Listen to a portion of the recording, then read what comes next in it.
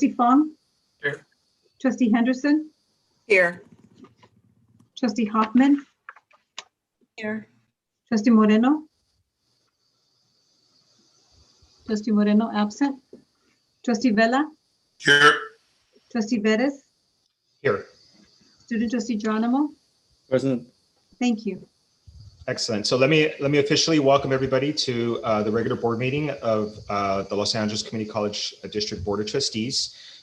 We are reconvening after closed session, which will provide a report later in this meeting for the ongoings there. And to kick off our meeting today, we have a very special guest. We, in this Zoom environment, we as a board don't have a chance to officially visit all of our campuses and get our input from the campus community and see our student body and all of our campus communities. And so we're attempting to bring a little bit of the campus experience to us. And so for our third meeting here, we have a wonderful young woman here, Erica Fletcher, who will lead us in a flag salute. Erica is the ASU treasurer at Los Angeles Valley College. And I know that's a college that Trustee Hoffman and I have close to our hearts. It's near where we live and have either family members or personally attended the school. So she is pursuing a degree in business management. She's a full-time student and full-time employee, maintaining a sparkling 4.0 GPA. So that's awesome. Erica, will you lead us in the flag salute, please? And then afterwards, if you can make a few comments about yourself and from the campus community. Yeah, of course. Okay. So the Pledge of Allegiance, I'm gonna do this hard thing because it's what I grew up doing, so don't mind me. But I pledge allegiance to the flag of the United States of America and to the republic for which it stands, one nation under God, indivisible, with liberty and justice for all. Thank you. Now tell us a little bit about yourself and your campus community. Yeah, so I'm not originally from California. I was born and raised in northern Michigan on a farm with two brothers, and I had, cows, ducks, chickens, horses, totally different lifestyle than, what Los Angeles offers, but wanted something more than just the farm life. So I came out to California and been here almost 9 years now. Kind of got my foot in the door of a career, but need college to advance that. So I enrolled at LACCD 2 years ago, summer of 2019, and I've been a full-time year-round student ever since. I've always wanted to do like ASU school stuff, but working full-time, I couldn't do that. So COVID has been a mild blessing in disguise because I was able to be the apply and fulfill the role of ASU treasurer. So yeah, that's what I do. Excellent. Well, thank you. We appreciate your time. We're excited to see you progressing in your degree, and hopefully we'll all be back in person to enjoy the campus and enjoy seeing each other in person here. So Erica, thank you so much for joining us today, and what a way to kick off our meeting. Thank you. Thank you for having me. Okay, colleagues, I do want to acknowledge we have a couple of important resolutions today. March is Women's History Month, and while we've done a resolution in recognizing that history several times in our past, we have a particularly important resolution that focuses on action of ensuring that there's pay equity between amongst the genders, and it's a very important thing. We'll hear a little bit more about that soon. We also have a presentation that on the resolution side that Trustee Fong has offered forward in terms of standing in solidarity with the Asian American community. There is a very disappointing uptick in hate crimes related to the community. And certainly within our service area in Koreatown, in Chinatown, and Little Tokyo, we've seen acts of that hate play itself out in really horrible ways. And so we'll be having that amongst all the other important items we have on our agenda today. I did want to make a special note that we have a few adjourned memories that we'll announce today. And if there's no objections for the board, we'll have this be part of our special board recognition. So first of all, wanted to adjourn in memory of Councilman Tom Labange. The councilman had the honor of actually adjourning in his memory in a couple of other committees I sit on. So he was a fantastic cheerleader for the city, and actually a fantastic cheerleader for the city college, where he was an alumni class of 1973.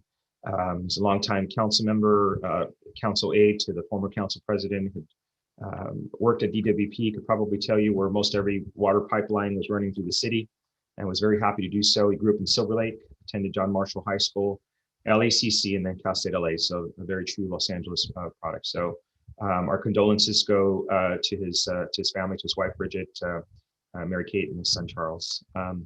And LAC, the foundation, also wanted to pay note because he was involved and active at the foundation. I believe he also participated in our sports program at LACC football when we had it there. So wonderful individual and great champion and cheerleader for the city and for our college. Susan Peterson, she passed away in early February. She was a custodian at LA Southwest College, longtime employee of the district. She was respected and adored by her colleagues at Southwest. She was set to actually retire this year. And so for the past 4 years, she worked at servicing the gym area at the Larkin Fitness and Wellness Center. She'll be remembered for her hardworking nature, her wonderful attendance, and the great pride she brought to the job. Prior to City College or Southwest College, she worked at Traytech and Pierce. And our deepest condolences go out to her mother, siblings, grandchildren, and the entire family over at LA Southwest College.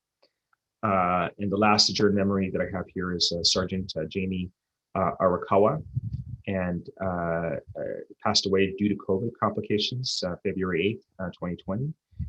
Worked with our college, community college sheriff bureau, was assigned to Southwest College. Proudly served in the U.S. Marine Corps and dedicated over 25 years of service at the Los Angeles College, Los Angeles County Sheriffs, with his last assignment being here at the College Bureau. So condolences to his family. Okay, with that, I'm going to move forward to the approval of the agenda in order of business. Chancellor, I believe we have a couple of items that are being changed. Yes. Can you review with the board the items that are being changed today? Yes, thank you, Board President Vettis, members of the board. I'd like to call 3 matters to your attention. One is we would like to pull item Z4. Please pull item Z4, so we will not be asking the board to take action on item Z4. Secondly, as it relates to the human resources item AA2, we'd like to make an amendment for the record. The employee number should read 1034872. Employee number should read 1034872. So we'd like to make that change for the record. And then thirdly, Mr. Vettis, if you don't mind, when you get to the this matter, you mentioned that if you could move up item I2, it's the resolution in support of equal pay to the top of the agenda before approving the minutes, which is in item E. Thank you so much. Those are the 3 items. Okay, colleagues. If there are no questions or concerns, we will make the changes as suggested by the Chancellor and give it a minute to see if there's any questions or concerns. Seeing none, then we will deem the order of business approved, and we will move forward with item I2. This is a resolution in support of equal pay in California community colleges and at the Los Angeles Community College District. As I mentioned earlier, it's timely that given this is that March is National Women's History Month. I do want to note that we have just come celebrating 100 years of suffrage for most women, not all women, but at this point, it's very significant that we continue to do these actions to ensure there's equity and justice for everyone. So with that, I actually would like to turn this part of the meeting over to Trustee Hoffman to present the resolution and introduce our guest speakers. Trustee Hoffman. Thank you so much, President Veras, and thank you, Chancellor. And happy Women's History Month, everyone. So some people know and some people don't that the California community colleges now have an official women's caucus. We created a women's caucus through the Community College League. And the caucus was created to advocate for change and enact policies that will advance the opportunities and achieve equity for women across California community colleges. So I'm just going to read you the 4 kind of points that we are committed to. So we're committed to recognizing women's contributions. We're committed to supporting leadership development. We are committed to advancing career opportunities and pay equity, which we're going to do today. And we are very much committed in expanding the pipeline for tomorrow's leaders. The first order of business for this caucus, and I'm very proud to be a founding board member, so I am on the board of the caucus. The very first order of business was to pass this resolution on pay equity and to encourage members to take it back to their respective districts during Women's History Month. So it's very timely. We did pass the pay equity resolution several years back in LACCD when there was a law that we needed to comply with. And so they asked me as a board member if I could bring it forward to the Women's Caucus. And I do want to thank you. I know you're out there somewhere, Maria Veloz, for helping to put this together. And it's now being distributed statewide. So thank you, Maria.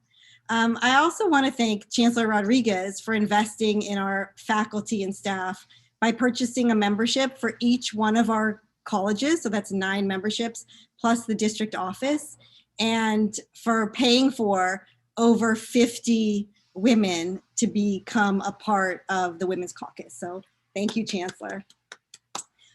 Some members of the Women's Caucus are here to speak today about the resolution, and I'm going to ask Lupe if you could bring them into the room so that we can see their faces if they are here. And then I know that I saw a list of other folks who want to make public comment, and I would invite you to make public comment at this time rather than wait for our regular public comment session if you're making public comment on the equal pay resolution. I also want to put it out there that for any woman in this district, and this is really open to every level of staff, of faculty, of administrators, whether you're a dean, a classified employee, a vice president, if you'd like to join the Women's Caucus, I will pay for your membership. It's $25 to join, and I'm offering for those of you who didn't get in the first round, we've only had 3 or 4 meetings, that I'm willing to pay for your membership because I feel it's so important to make sure there are women in the pipeline, and I'm gonna offer it out to students as well. So Erica, if you're interested in learning more about California community colleges and you'd like to take on a leadership role, I would love to be able to have you join the Women's Caucus. I'm now gonna ask, hopefully Barbara Dunsheath is here. She's also a trustee in the North Orange Community College District, and she works as a faculty member at East LA College. So Barbara, if you're here, if you would like to make some comments, I know you wrote out something to be read into the record. In case you're not here, I can't see who's here right now. Lynette Martin, Deborah Cesare, Phyllis Braxton, and Carol Kozaraki. So in that order, if you want to come up and make some public comment, I invite you now. Trustee Hoffman? Yes. Barbara Dunsheath is not here, and I thought you were going to read her statement. I think Lupe is going to read her statement into the record, but I wanted to give her an opportunity in case she was able to make it. I know she had a conflict. Or Natalina, if you want to read her statement into the record, you can do that as well. I don't have it. All right. Yeah. Do you want to wait a little bit till we end the speakers? Maybe she'll join us, and if not, I can read into the record after the comments on the resolution. Yeah, that would be great. Okay, perfect. Okay, so we can read that into the record at the end. Carol, since you helped sort of organize this, do you want to get your speakers lined up? Sure. Thank you so much for this opportunity. Yannette, do you want to start? Sure. Thank you so much, Carol. Good afternoon, Chancellor Rodriguez and members of the board. Thank you so much for this opportunity to address you. My name is Yanet Martin, and I'm currently Acting Dean of Safety and Emergency Services at the district and previously served as Associate Dean of Student Equity at Valley College. My pronouns are she, her, and ella. And I'm here to express my support for the passage of the resolution on equal pay in California community colleges and LACCD. I'd like to start off by sharing my testimonial with the hope that it'll shed light on my passion toward this topic. I started at LACC at the end of 2014, and just last year, in discussion with one of my male colleagues, suspicion arose that given the nuances of the contract and likely an automated computer error, my step advancement was inaccurate and had been so for several years. Given my inquisitive nature and drive, I looked into this suspicion and worked with HR and my union president to confirm. Fast forward a few months, I'm happy to share that this was corrected by working collaboratively with both Dr. Gutierrez and Dr. Jordan. While the step advancement matter was resolved, and I count that as a win, there seems to be less clarity as to whether other hiring processes are equitable toward individuals from diverse backgrounds. For example, the academic grading in process, testing and hiring through the Personnel Commission, and also potential retreat rights for administrators. As such, this resolution points to data that is devastating for our economy and for social progress. This pandemic, as we all know, has made it worse for women. According to the Center for American Progress, women's progress in the workforce has been significantly interrupted and potentially set back a generation. In September 2020, 80% of the 1.1 million who dropped out of the labor force were women. I share this testimonial to highlight how unlikely errors like mine correct themselves. This error would have likely persisted and had a ripple effect on my career had I not intervened and had not had the support of the district and my union. Today, I applaud the board members and Board Member Hoffman for bringing this resolution forward, and I urge you to pass this. It will lead to engage in healthy dialogue, I'm sure, and it will put us forth in steps to correct history, and with that uplift what I believe is the backbone of our society, and that is our women. Thank you so much. Thank you. Thank you, Yanet. Phyllis, do you want to go next? Thank you, Carol, and thank you, board members and Chancellor. Thank you for the opportunity to speak. I am Dr. Phyllis Braxton. I have been a counseling faculty member at Los Angeles Trade Technical College for the last 5 years. I've also served as an administrator for 15 years in the district.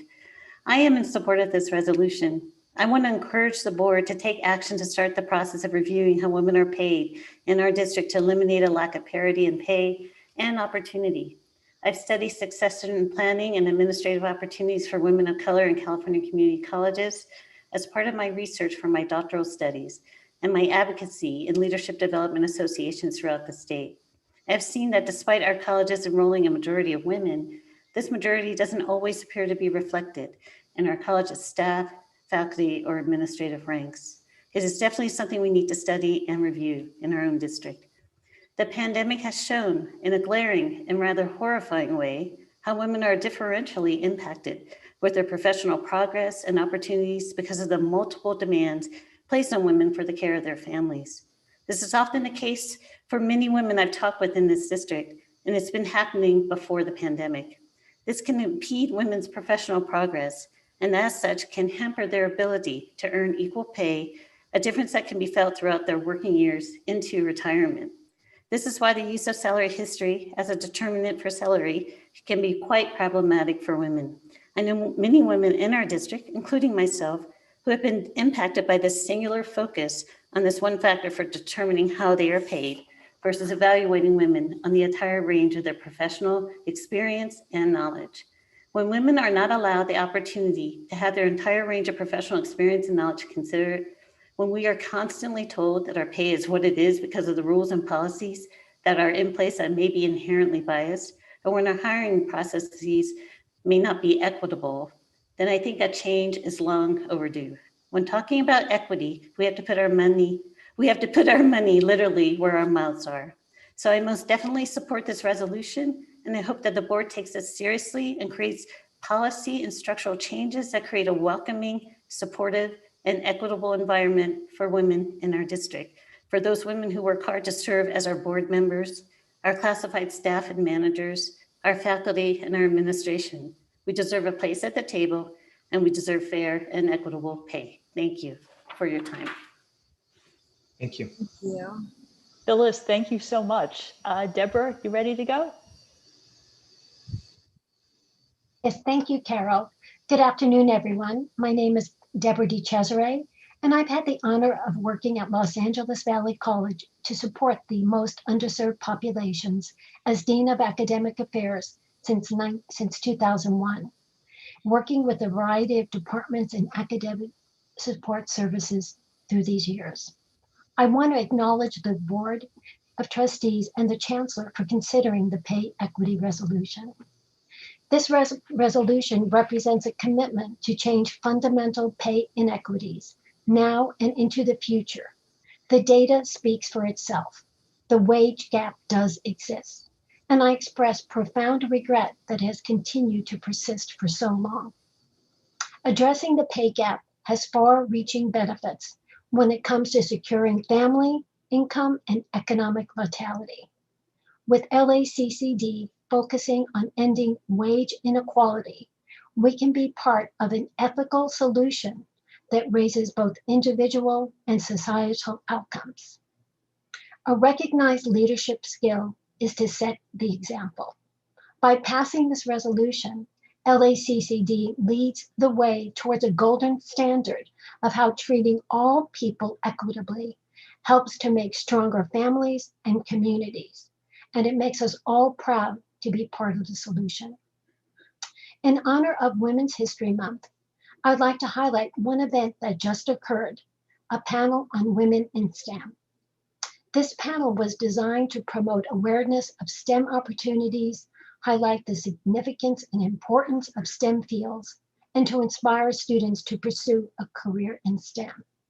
And as you know, women and minorities are the most unrepresented in this field. The panel of women speakers mirrored the diversity of our students. The panelists shared their journeys of overcoming many struggles, many of which pointed out how education or a teacher really helped them in their career path. Of the 106 students attending, 93% agreed or strongly agreed that the event made them want to learn more about STEM careers. Here are a couple of comments from the students. The background of these women, different, difficult, challenging, and inspiring. Sharing their personal stories gave me the push I was looking for, as I saw myself in some of their struggles. I applaud their ongoing commitment to pass on their skills and help women who are interested in the STEM field. Another student shared, I love how supporting and empowering it was. I really felt how encouraging all of these speakers were in telling us to never give up, to be bold and different than everyone else. In closing, I want to thank you for this opportunity. I want to thank you for your consideration, and I hope the board approves this resolution. Thank you. Deborah, you and I go way back. I was just, as you were speaking, reflecting on those meetings we used to go to way before I was a board member. So thank you for being here. Thank you. Thank you. Okay. Good afternoon, Chancellor Rodriguez, Trustee Hoffman, and board members. My name is Carol Kozak. I'm a Dean of Academic Affairs at LACCD College. I've worked in the district for 15 years, starting as a Dean of Research and Planning at Pierce, and then moving over to serve in Academic Affairs at ELAC, and my home campus, near where I live, at City, where I work with the liberal arts departments, the honors program, and the online education program. As a former research dean, I'm in full support of the pay equity resolution because it's simply a request for us to look at the data and decide if any actions would be appropriate in furthering the cause of pay equity. In many ways, the district is already an exemplary employer in terms of gender. Employee information from 2019 shows that about 52% of the district employees are female. This ratio is fairly consistent for administrators, full-time faculty, part-time faculty, and professional, technical, and paraprofessional employees. However, the same balance does not exist within the clerical ranks, which is 63% female are in the service, maintenance, and skilled crafts areas, which are only 17% female. And by the way, there were no female skilled craft employees in our district of 103 employed in that field at the time.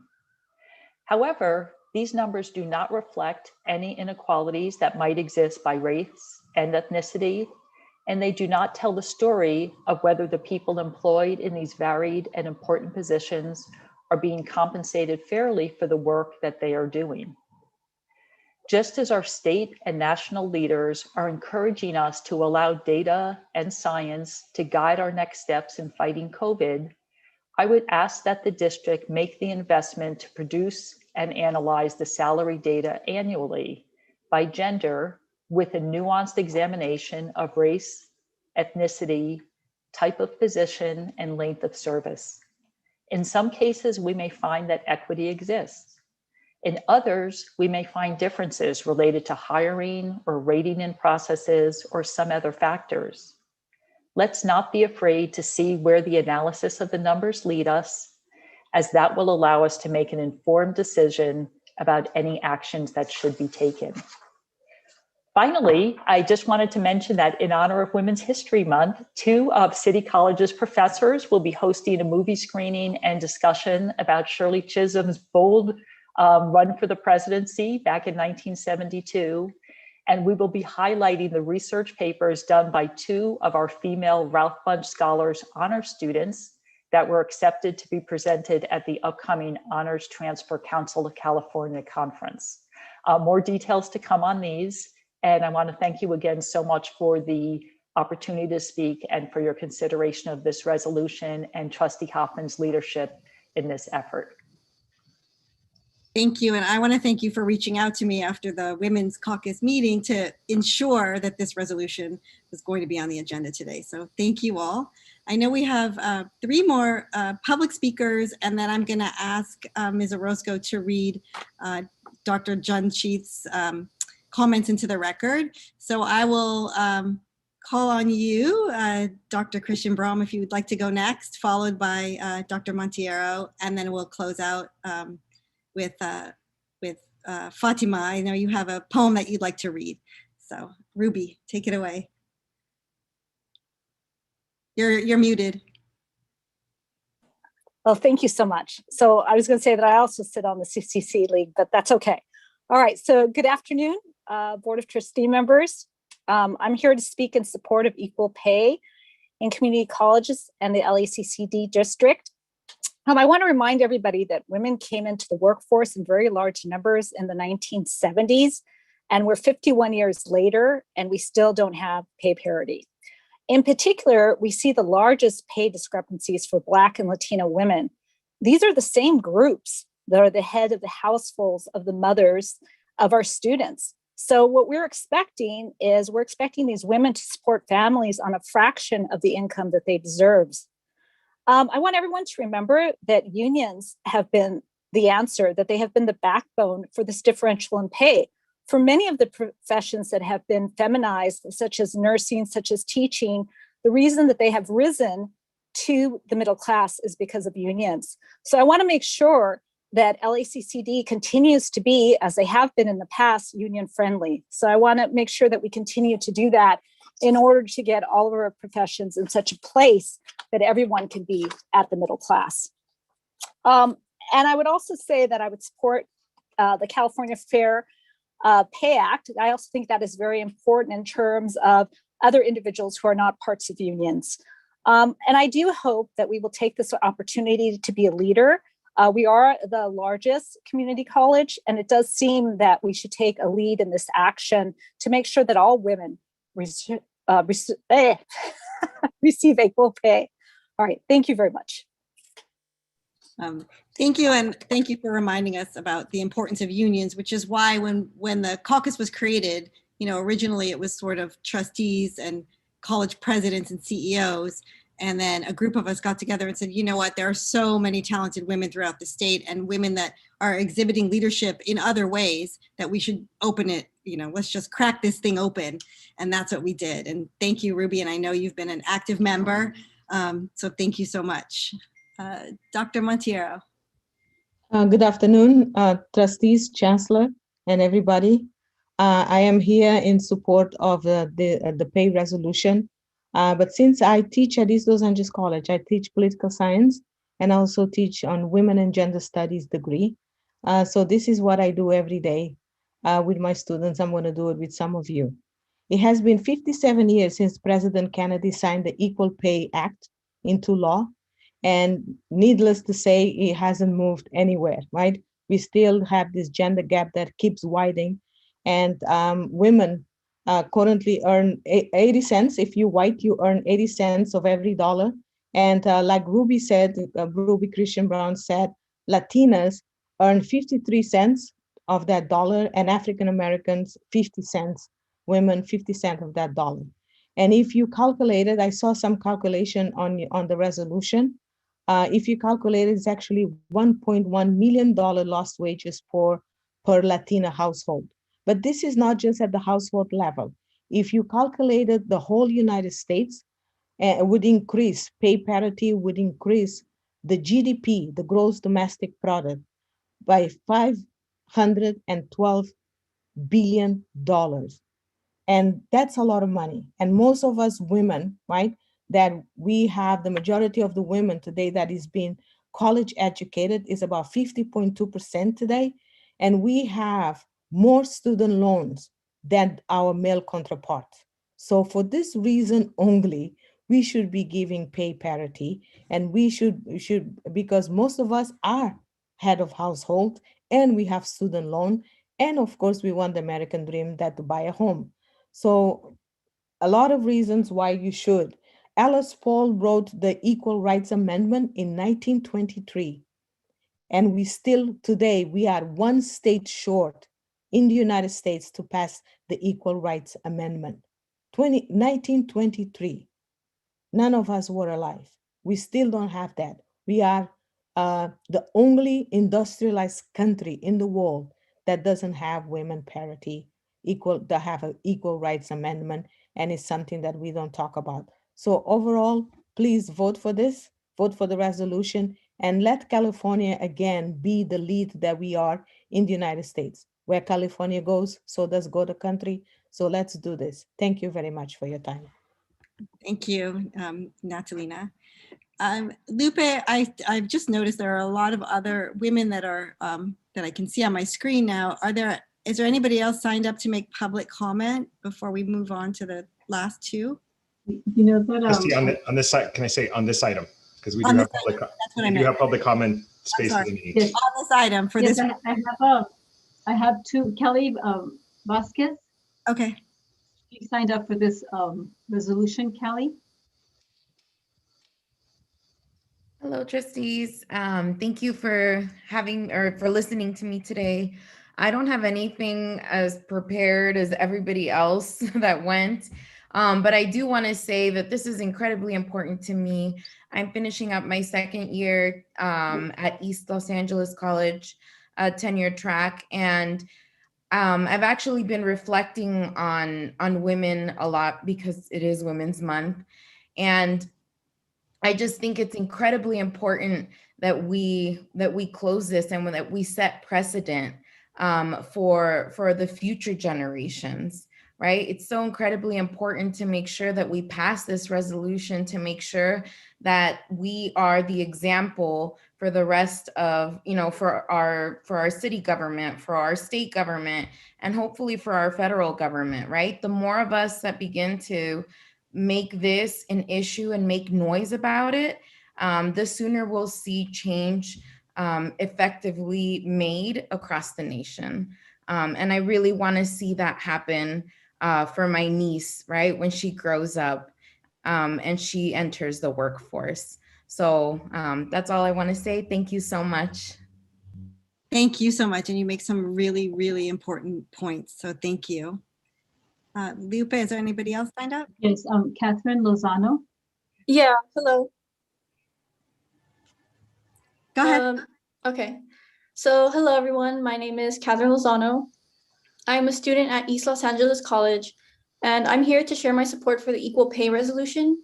The passing of this resolution would send a message to students, staff, and teachers at LACCD that LACCD is ready to make sure that everyone is receiving the same pay for the same job.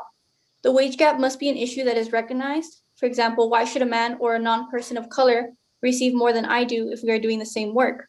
So, it's vital that the resolution be passed to build upon existing California law, but also refine it by taking a look at the system present within LACCD.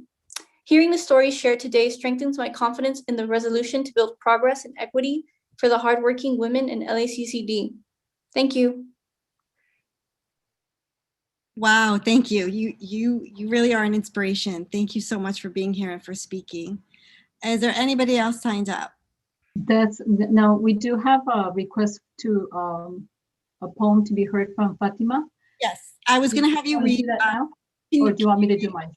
Can you read yes. Professor Dunsheath's statement into the record, and then we'll close out with the poem, and then I'm going to turn it over to my colleague, Trustee Henderson.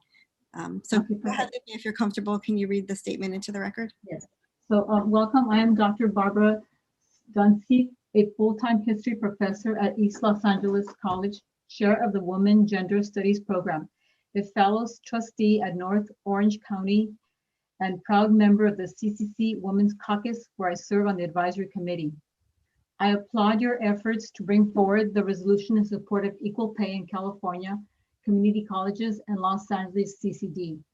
I highly encourage you to support this resolution, not only because it is law, but also because it is moral and ethical action to take. Pay equity is a cornerstone of fair employment practices. I will be bringing a similar resolution forward to North Orange this month as well.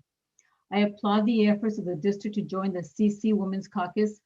While this is the newest of the statewide caucuses, it is the fastest growing. I invite all to attend the March 8th, 2021 International Women's Day Caucus meeting, 12 to 1 p.m. with the guest speaker, Leneni Kozakis, Lieutenant Governor and board member of the featured speaker, will be the featured speaker.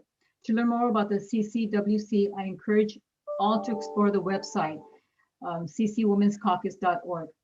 I would also like to take this moment to showcase East Los Angeles College Women/Gender Studies program. I am attaching our brochure with features students from our program. This is an amazing interdisciplinary degree program with classes in philosophy, history, political science, art, Chicano studies, health, psychology, English, anthropology, and humanities. Our program focuses on understanding and appreciating women's lives and experiences, both historical and in contemporary societies, through the lenses of intersectionality. We proudly offer 2 degrees, an Associate's in Arts and Associate's in Arts and Social Justice, Gender Studies for transfer degrees, the only women/gender studies degrees in the district. Finally, I would like to invite you to the upcoming event for Women's History Month. We held our first event yesterday, a panel discussion on feminism and intersectionality that discussed the writings of Kimberly Crenshaw. Highlights of events include a talk by Patrice Curlos, former of Black Lives Matter, on March 19th, and Silvia Menendez, a defendant in the Menendez versus Westminster School District landmark course case on desegregation, on March 30th. Please see our flyer for all events. We hope you can join us. In conclusion, I agree with Hillary Clinton's statement: women's rights are human rights, and human rights are women's rights. Equality is on the side of history. Thank you so much for your time. N. Thank you. And now, Professor Baldwala, I know you and I go way back as well. Please, we'd love to hear. Thank you. Thank you, Trustee Hoffman, for allowing me to speak. Thank you, Ruby, for letting me know about this so that I could compose my poem. I wrote this poem yesterday, especially for the meeting. So here it goes. The Equal Pay Act was passed in the year 1963 because of the work of lawyer and activist Flo Kennedy. Fast forward half a century, women wages are still secondary. Then 59 cents to the dollar compared to men. Now it's 80 cents, but still less than them. There's still a disparity. We hope yet to reach parity. The original act mired in loopholes, exploited by unscrupulous employer controls. Notorious RBG fought to right it, using her Supreme Court seat, going after those who cheat. However, there's still a disparity. We have yet to reach parity. We women today look to our new VP, Kamala Harris, passed proposals to end this discrepancy. Only the future will tell, though hope in the heart does dwell. As an adjunct professor, we have a FLOTUS as protector. In Professor Dr. Jill Biden, I see a fellow colleague, a woman who will burdens lighten. Still, I fear there will always be a disparity before we can reach parity. I, a woman of color and a former immigrant, understanding the corrosive power of a dominant patriarchy, here with my sisters in solidarity, speaking, asking for pay equality. In the words of Amanda Gorman, poet laureate, we stand here, each an advocate.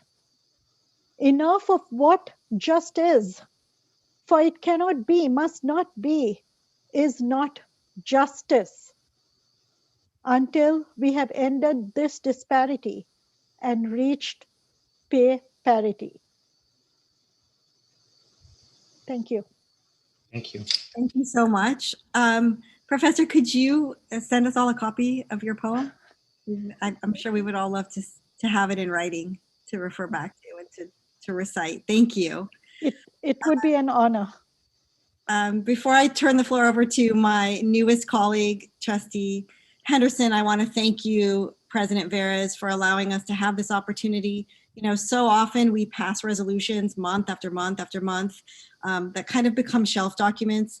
And I really feel like this resolution is something that we can take action on right away. And I know, Chancellor, you're distributing the resolution to all 9 campuses, and it does call for us to take some action in terms of gathering some data. And I will look forward to seeing that data so that we can analyze it. And if we need to make adjustments and do better, I know that we will. And I really appreciate your support, Chancellor Rodriguez, in this effort. So normally I'd be here alone with my army of women to support me, but I am so excited that we have another woman on this board. Yay. And so Trustee Henderson, can you close us out on this topic? Yes, thank you, Trustee Hoffman. I don't know how I can top that beautiful poem, but happy Women's History Month, everyone. Again, thank you, Trustee Hoffman, for your powerful representation of the women in the LACCD, as well as your leadership on the Community College League's Women's Caucus. And a special thank you to the poignant voices that we've heard in favor of this resolution for gender pay equity and for standing strong for the women in this district. It saddens me that in the year 2021, we continue to fight for pay equity, but it is wonderful that there are women and male allies that understand just how detrimental gender pay inequity is, not only for the female employees, but to their families and our communities overall. In the LACCD specifically, women, and specifically women of color, are most vulnerable due to inequities in pay, as our female faculty, staff, and students are parents and often sole wage earners. I am in full support of this pay equity resolution and will not belabor the point of how important it is to immediately address gender wage parity. I hope that the board votes unanimously in favor of this resolution for gender pay equity and show the world that LACCD leads the way. Thank you so much. Thank you, trustees. So with that, Trustee Hoffman, will you make the motion? Yes, I move to approve our gender pay equity resolution. Trustee I Henderson? second. There you go. Okay, colleagues, is there any other comments? I know there's quite a bit, and Other than I stand behind all the comments that were made on my part. If there was any other trustee who would like to make a comment, if you'd raise your hand. If not, we'll proceed with a vote. Okay, seeing none, or Trustee Vella. I, want to just join in. Such a wonderful, momentous, the fact that we're honoring, women, the backbone of LACCD when it comes to advancing a progressive agenda. I want to echo Trustee Hoffman's statements about the fact that we have Trustee Henderson, who I worked hand in hand, and she's also been just a tremendous addition to this board. So I would like for us to, I want to vote for this and approve it in the spirit of moving forward with more progressive policies, in particular for, hiring more women of color in particular.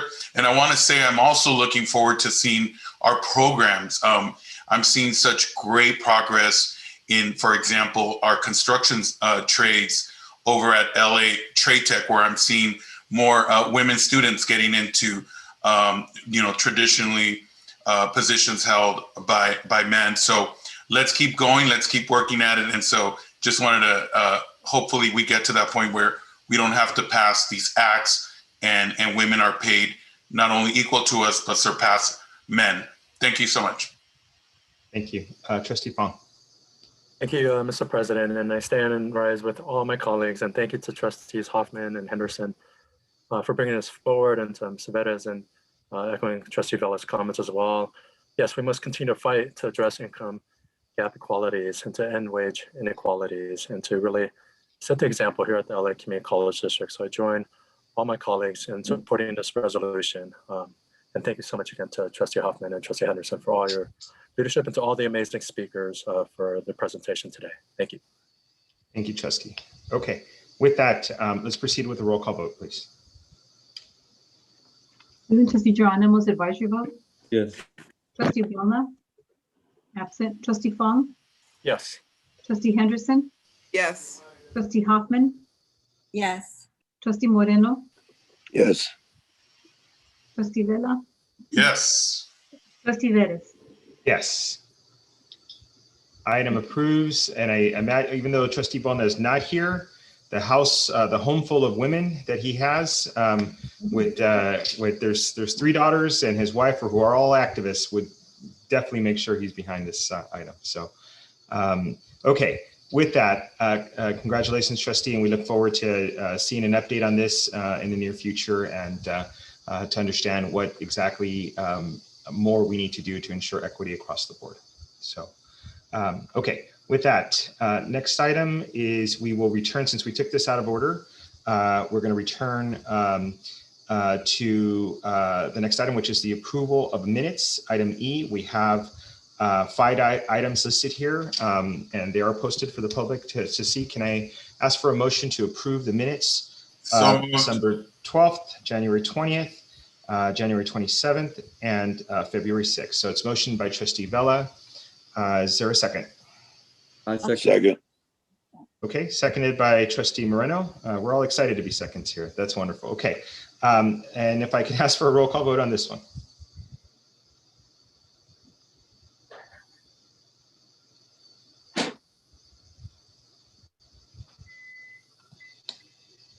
Or I'll run it through myself. So Trustee Vella, your vote. Yes. Student Trustee Geronimo, your vote. Yes. Trustee Hoffman. Yes. Trustee Henderson. Yes. Trustee Fong. Yes. Trustee Moreno. Yes. And Trustee Bona is absent. We'll deem the item passed and approved. We'll move forward with reports from representatives of employee organizations. If I can ask for those individuals who are interested in speaking and giving updates, if they can raise their hand, and we'll move you over to the speakers panel.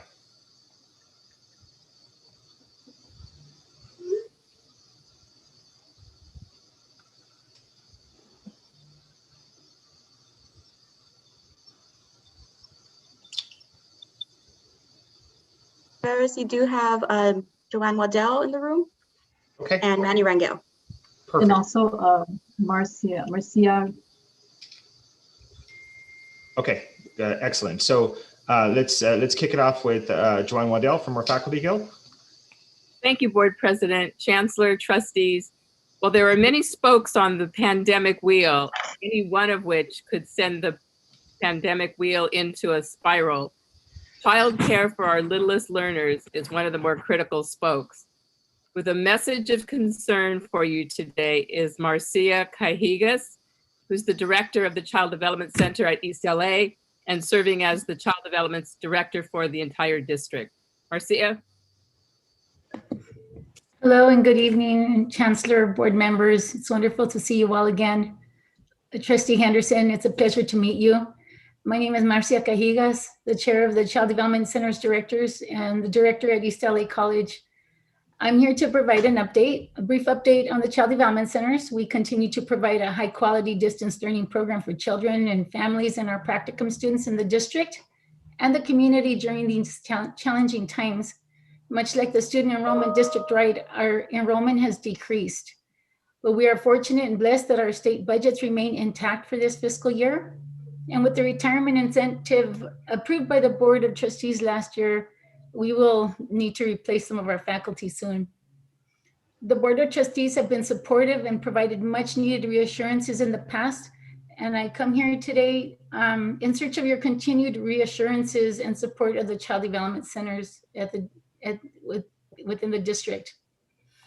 As we prepare to reopen our programs sometime very soon between spring and fall, and with the news of district-wide decreases in enrollment and budget deficits district-wide, the Child Development Centers appear to be at the forefront for cuts or closures.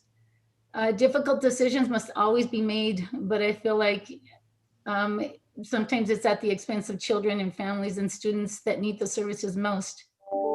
We've all been afforded amazing trainings organized by Dr. Rodriguez and our individual campuses on equity and the effects of systemic racism and discrimination for Black and Latino in our Black and Latino communities. So closing or decreasing the child development services would be counterproductive to everything that we have heard in these past months. Our student parents looking for high quality, affordable early education for their children deserve more. Our students in child development, nursing, psychology, receiving invaluable experiences deserve better. And our youngest students, our children, deserve an equitable chance to a high quality early education. So I want to thank you for the opportunity to address you, Joanne and the AFT membership. Thank you so much for sharing your time with me and the Child Development Centers and for your constant support to the Child Development Centers. Thank you. Thank you, Marcia.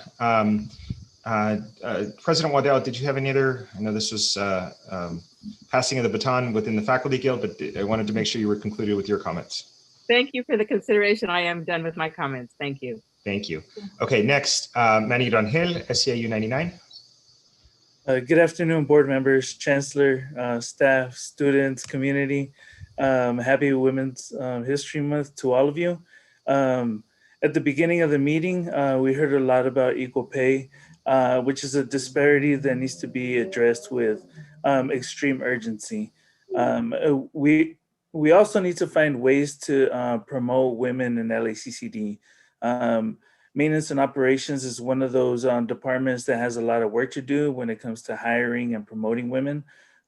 So we definitely want to be an ally there. We also need to make sure that women are represented in hiring committees, and we need to make sure that those participating in hiring committees recognize the value of women in leadership roles.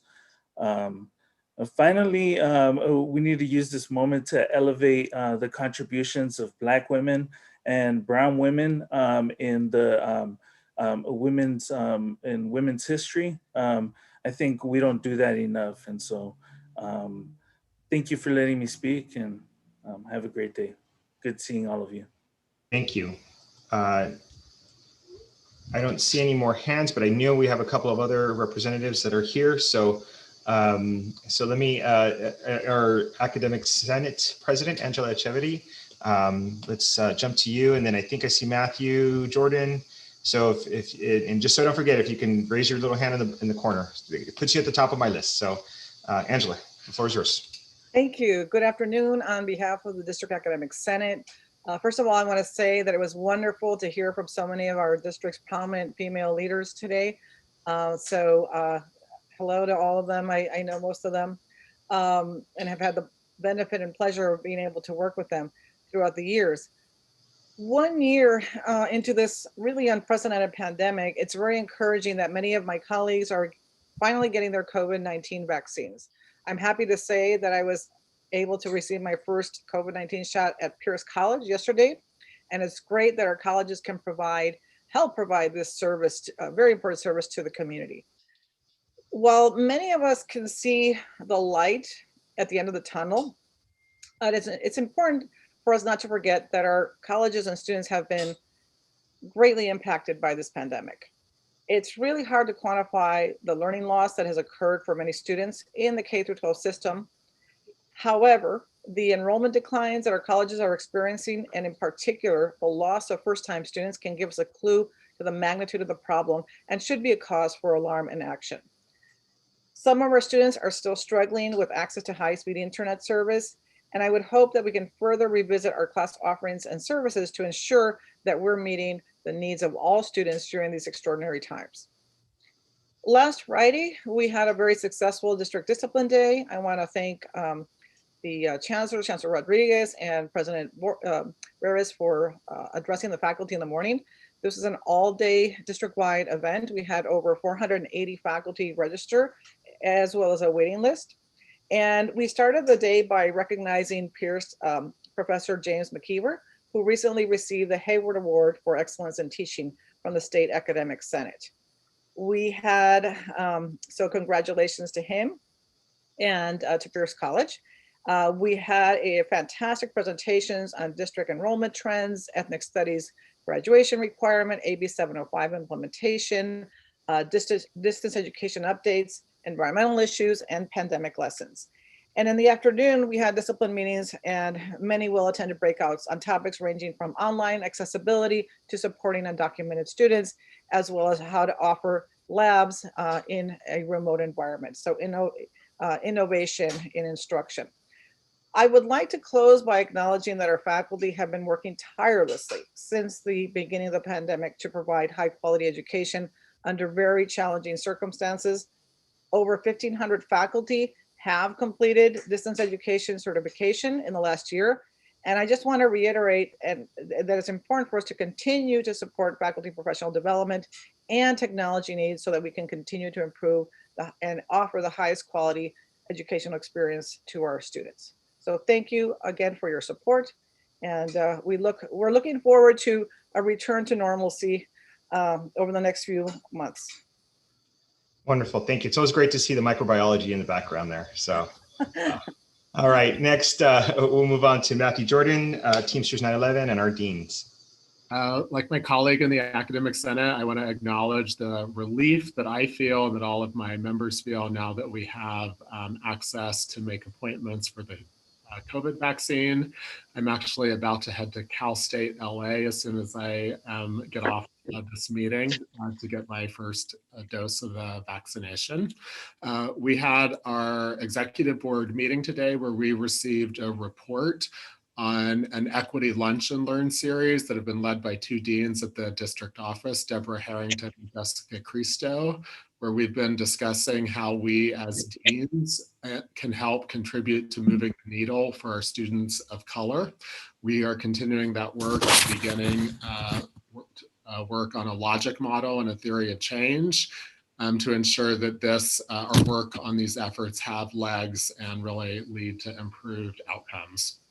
Finally, I also want to express our support for the two resolutions today. The first on denouncing anti-Asian and Pacific Islander violence, and second, the resolution which you've already approved on gender equity in pay. We discussed this resolution at our February and March meetings, and we unanimously voted to support it today.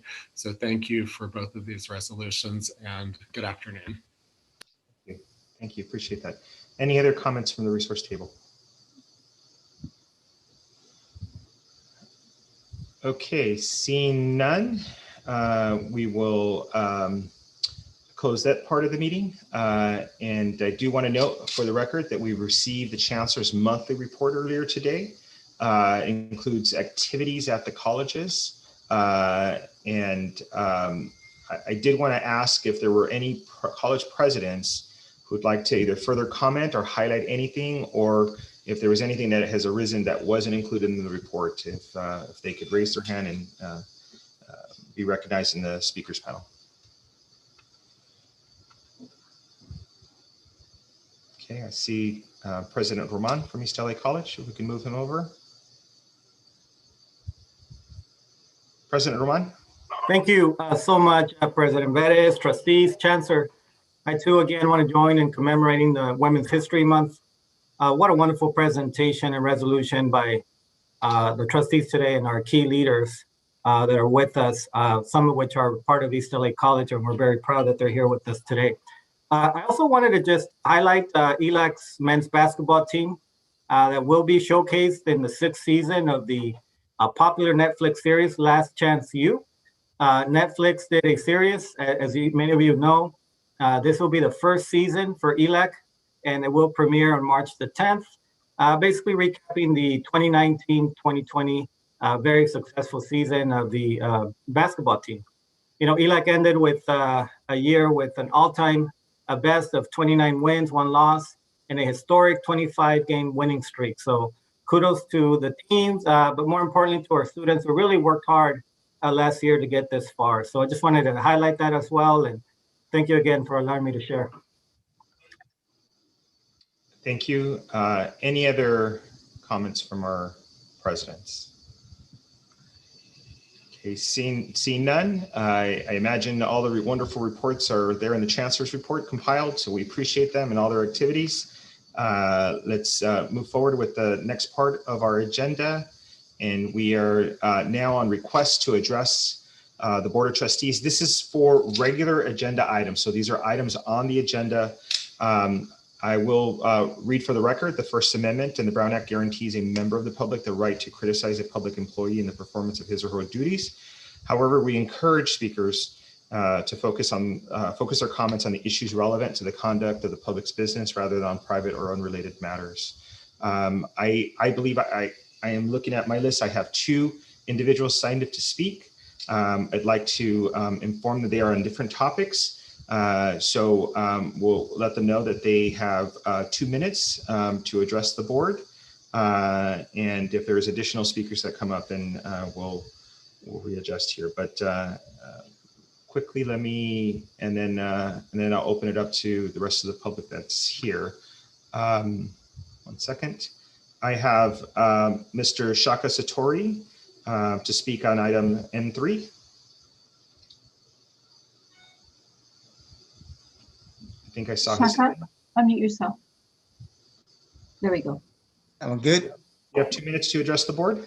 Thank you. Thank you guys for allowing me this time. 5 quick points. One is that Black students in general and Black male students in specific are not very actively or very effectively recruited. There needs to be fully transparent recruitment strategies designed to bring in African-American students to include measurable outcomes, systemic monitoring, and appropriate accountability. For instance, we need something comparable to the Dream DACA Center for the African-American population. And also the 2-year promise needs to be equally promoted as it pertains to diversity. Number 2, the importance of Black faculty and staff cannot be overstated. This must be addressed. Since 2014, 600 staff and faculty have retired out, and the rehiring has not been done equitably. Number 3, you eliminated basic skills for the non-Hispanic student population when ESL is a basic skills for Hispanics. These types of imbalances are a serious issue. By taking away the basic skills programs utilized by African Americans, you deny them the opportunities ESL provides for Hispanic students. We humbly request that you cease and desist, pitting one student population against another student population with regards to resources and focus. We're not against the fair allocation of funds, resources, or services towards the Latino students, We know that they're simply trying to work towards their best interests, which they should. The problem is just that we're against manipulation of complexion on the campus, the imbalance in allocation, and the tactics of engineering rivalries. Number 5, regarding community access to facilities, you obstruct the community's enrichment through claiming the rates to utilize the facilities are comparable when, as far as other institutions, but the price you charge is not comparable in relation to the economics of the community constituency being served. We demand that you be more mutually beneficial, build collaborative resolve, one that will provide value to the school and also at a rate that is more feasible for the community being served. Thank you very much. Thank you, sir. Next, I have ELAC art students number 2. She sent a message. She will not be at this public comment. She'll be at the end at 6 o'clock. Okay, that's all I have on my list. So let me ask if there was any other attendees who would like to raise their virtual hand to be recognized for public comment on items on the agenda. Okay, seeing none, if there are comments that wish to be made that are for items not on the agenda, we will take those at the toward the later half of the meeting. With that, we will close public comments, move forward to reports, reports from the board. We had a number of meetings that took place over the past month. So let's kick this off with Trustee Fong. If you can please summarize the proceedings of the Legislative and Public Affairs Committee that you chaired on February 17th. Thank you so much, Mr. President, and good afternoon. Hope everyone's doing well and staying safe in these very challenging times. And thank you so much to my colleagues, Trustees Vela and Hoffman, for a robust meeting, and to the Chancellor, Ms. Willis, and team for a robust meeting as well. Some updates from the federal level. We received the report from Leslie Poner of Holland and Knight. Ms. Poner gave an overview of the key federal legislation and issues impacting our district, including President Biden's American Rescue Plan that would include up to $1.9 trillion in spending. Part of the $1.9 trillion in spending would include $40 billion for nonprofit institutions of higher education. And under this bill, institutions would be required to direct 50% of their allocation to students in the form of emergency grants.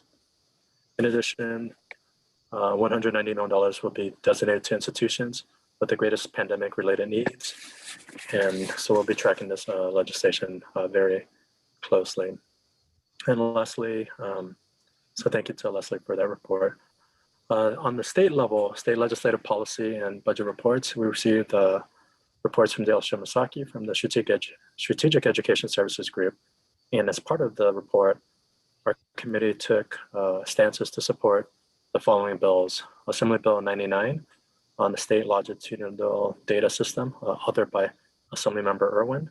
And this bill contains language to enact legislation to codify the recommendations of the California Cradle to Career data system that was established and published in December 2020. Secondly, we also took action to support Assembly Bill 102 to remove the sunset date of dual enrollment. This bill would remove the sunset date for the College and Career Access Pathways Partnerships Program. The current sunset date is January 1st, 2027, but we're supporting about to remove that. This is one of our growth areas in our district, and thank you to everyone for all their hard work and efforts on dual enrollment programs. We also took a stand to support Assembly Bill 295, authored by Assemblymember Joan Sawyer, and this would establish a working group on public higher education free tuition and would create a pilot program to provide free post-secondary education as an alternative to the current student tuition and fees policies. So that's AB 295. We also took a stance on SB 234, authored by Senator Scott Wiener, and on transitional housing. And this would create a forgivable loan program of up to $100 million to be created to use for new housing or to acquire existing housing for youth between the ages of 16 to 26 years of age who are currently or formerly in foster care, experiencing homelessness, or under probation supervision. Another bill we also took action on was Assembly Bill 396. Thank you to Trustee Hoffman and her leadership on the CalFresh bill, which would require higher education programs to increase employability and meets the eligibility standards established by the Department of Social Services for CalFresh. This would require a certification application to be submitted for the California Department of Social Services on or before June 1st, 2022. We also received updates on the California Community College Ethics Studies Bill, Assembly Bill 1040. It's a bill that we're closely tracking and working with our partners. We'll keep everyone posted there. Assembly Bill 737, authored by Assembly Member Miguel Santiago, which would be a tuition waiver for California College Promise students with an associate degree for transfer to the CSU system. So we received some information there, and we're tracking this as well. And then also another bill that we received update on was thank you to Trustee Vela and the colleagues for all their leadership and efforts on providing student housing for homeless pilot programs, including the Shower of Hope and LA Room and Board. Since our meeting, the legislature has passed an early action budget package, which Governor Newsom did sign, and this bill would include funding for and budget language to fund housing partnerships like those of Shower Hope and LA Room and Board. And this includes $100 million in student emergency financial assistance, of which LA Community College District will receive approximately 10%. So we're very excited about that. We'll continue to track that as well. And Assembly Bill 14 and SB 4 on broadband, we received updates on those as well, and to create more equitable broadband funding streams to really make sure that our students and everyone in the district have the resources and grants to bridge the digital divide. We also received a report from Mark McDonald of MGI Advocacy as well. We received some information on the strong workforce model and making sure that we get our fair share here in Los Angeles. And that's continuing the conversation with the Speaker's Office and the Department of Finance. Mr. McDonald also provided an update on LACCD's additional budget sponsor requests, including support for UMOJA funding. UMOJA funding, and thank you to the prior speakers who spoke earlier. UMOJA program is a critical resource dedicated to enhancing the cultural and educational experiences of our African-American students. And secondly, we also received an update on support for LGBTQ plus students, and really looking at a one-time budget request of $10 million that will provide additional funding to our colleges to provide a pilot program to provide additional support services to our LGBTQ plus community and students. On the local level, we received a report from Robert Urtiaga and John Eck. Robert Urtiaga of the Santa Maria Group provided updates on the Metro UPass program. And thank you so much to the Chancellor, to all our colleagues, as well as to all our student leaders who provided remarks at the meeting on February 24th on the Fairless Pass pilot program. It was very exciting, and as part of that motion, the mayor and Supervisor Solis and the Metro Board included language to make sure that our community college students are included. And we'll be tracking this very closely, and that should be coming back at either the March or April Metro Board meeting. But thank you so much to Robert, to Ms. Veloz, to the Chancellor, Mr. Bettis, and to the entire team, Mr. Vela, and to everyone for all their work and efforts on this. This has been years in the making, and I feel like we're almost at the finish line there. So let's continue to push on this legislation. Secondly, the LACCD Jobs Connect program with the City Personnel Department. It's been a lot of good work there, and we're working with the city's personnel department to ensure that relevant job postings are reaching our students and recent graduates. So thank you so much to everyone for their leadership and efforts on that. And so those are some quick updates from the federal, state, and local levels. Thank you so much, Mr. President Bettis. Excellent. Thank you, Trustee. That was a mouthful, but well appreciated.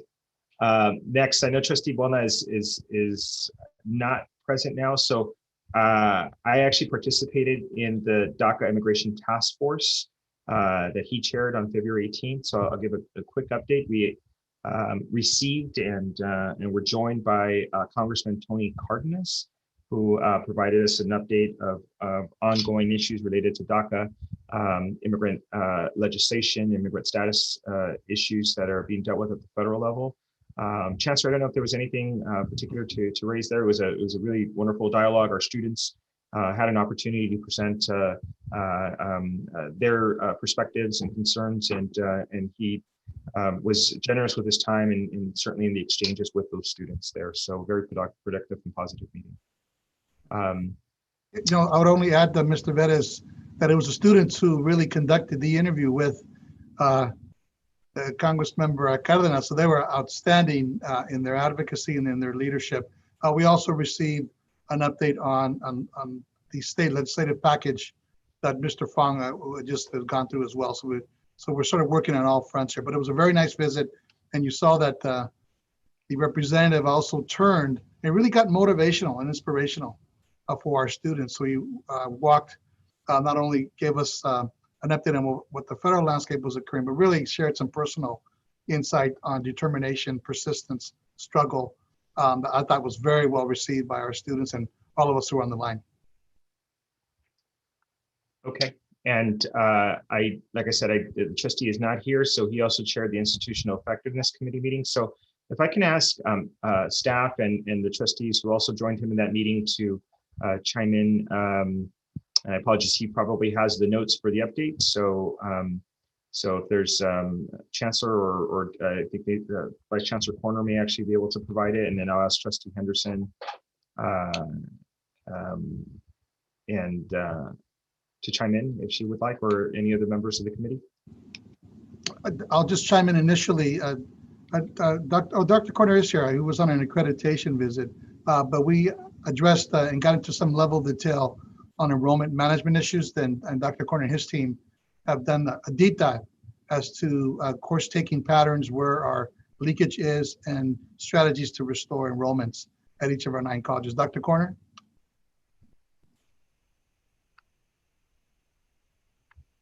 Sorry, I had to find the mute button. Thank you, Trustee Veras. I'll just be very brief with the summary of the committee. The first thing we did is reviewed Chapter 4 board policies. This included a more general review of the reformatting process to the California Community College League model, which does ensure that our board policies meet all the legal and accreditation requirements and really shift us to a model that will be more impactful for our faculty and staff to be able to understand where our policies and procedures come from. Chapter 4 was reviewed, and the committee endorsed it moving to full board. So it is on your agenda today after having been noticed a few meetings ago. So the committee encouraged the presentation of that to the board as a whole. We then focused on the framework for returning in person, known as our LACCD re-engagement grid, with a deep understanding that we have to continue to plan and set expectations for what it will look like when we're able to return to campus. As you can imagine, this has been great timing because we are seeing the rates of infection and the number of cases decline, and we do expect that soon we may have the ability to do more on campus than we have been under the current purple status within the county. We did want to make clear that this is not a return to work, and we will continue to have dialogue with collective bargaining groups while the colleges develop plans at the local level based on their priorities of what they want to bring back.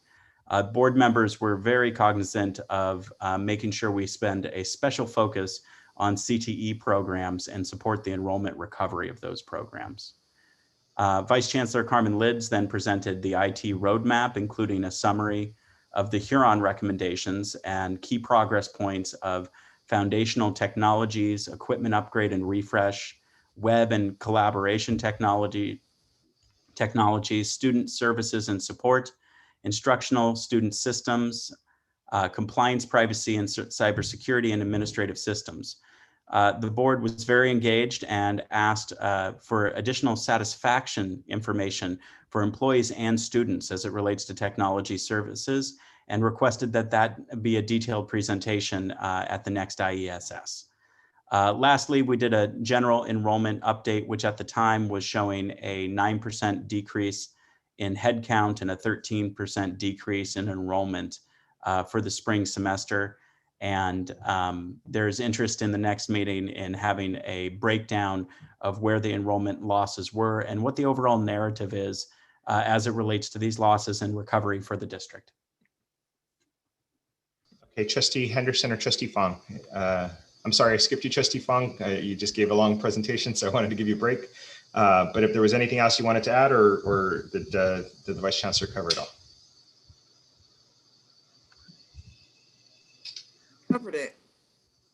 Okay. Report. Thank you so Good much, job, Vice President Dr. Corner. Excellent. Thank you both. Let's jump to Trustee Vella, if you can summarize the proceedings of the Budget and Finance Committee.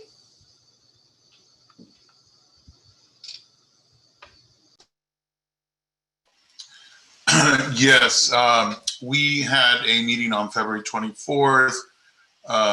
We actually discussed an agenda item that will be in front of the Board of Trustees today. It's an annual independent audit of the district's state compliance and single audit for the 2019-20 fiscal year.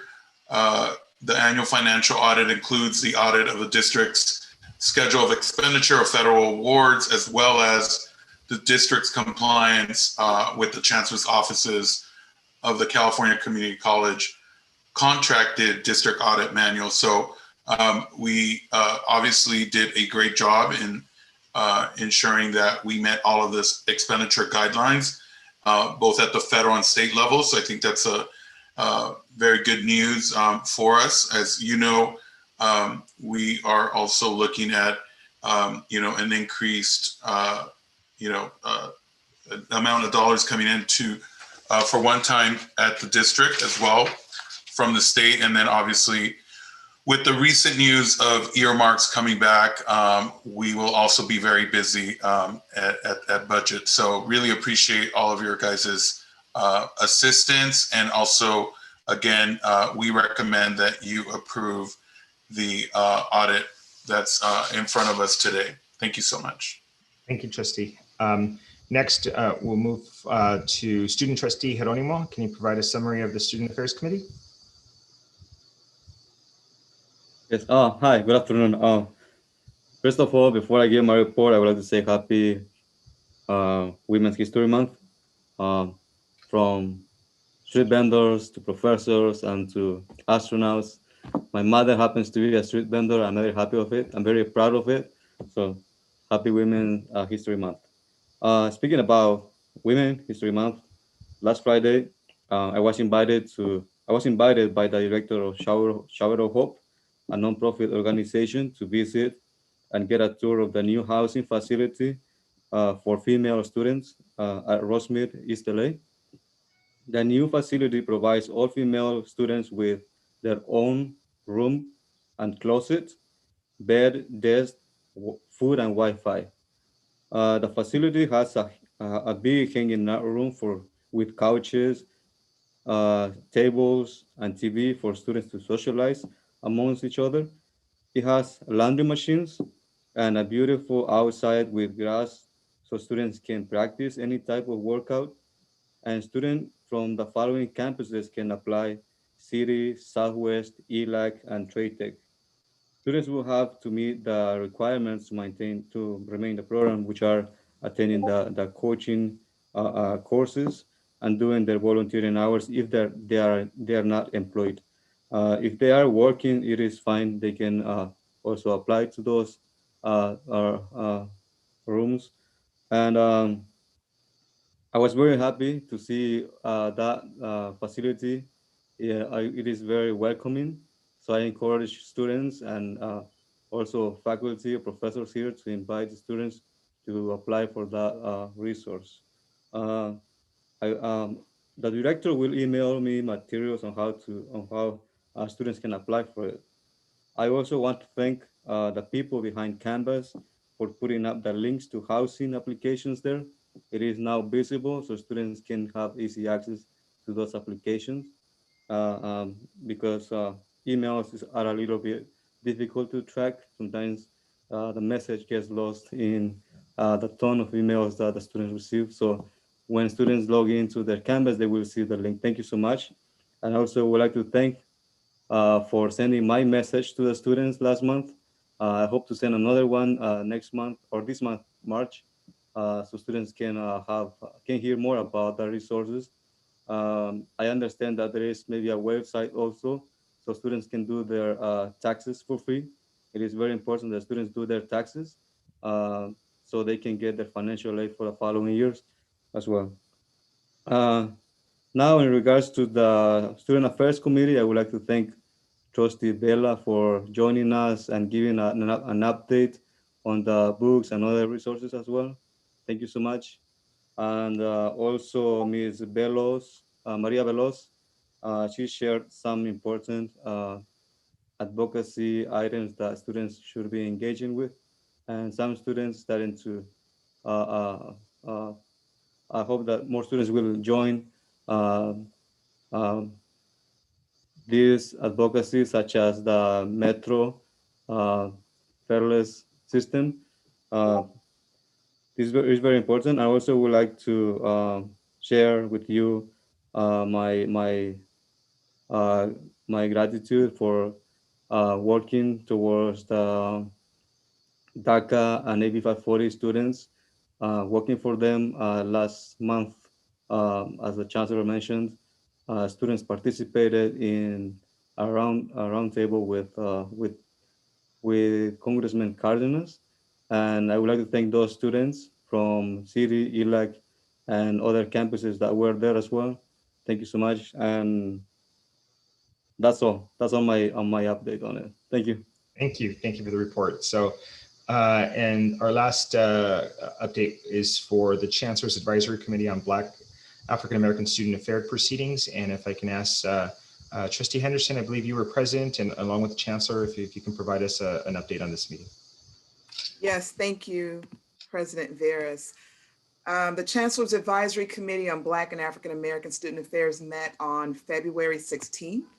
And I would like to thank the AAOI committee members for their dedication in showing up, and to Trustee Andrea Hoffman for joining and sharing in the discussion. Vice Chancellor Ryan Corner previewed data on the status of Blacks and African Americans in the district, with a focus on the implications of current policy and practice, and how we can affect change needed to truly achieve equity as it pertains to the decline in Black and African American student enrollment, the lack of representation in faculty and staff and administration, and the impacts of COVID-19, and how that is a large influence on our decreasing numbers just for this past few semesters. The Chancellor reported on the creation of a work group to be charged with reviewing LACCD hiring policies and practices through an anti-racist lens. And Mr. Steve Henderson of Strategic Education Services provided an overview of the Assembly and State Legislative calendar, the status of Black Caucus members on the state level, since we are one member down due to former Senator Holly Mitchell being elected to the LA County Board of Supervisors.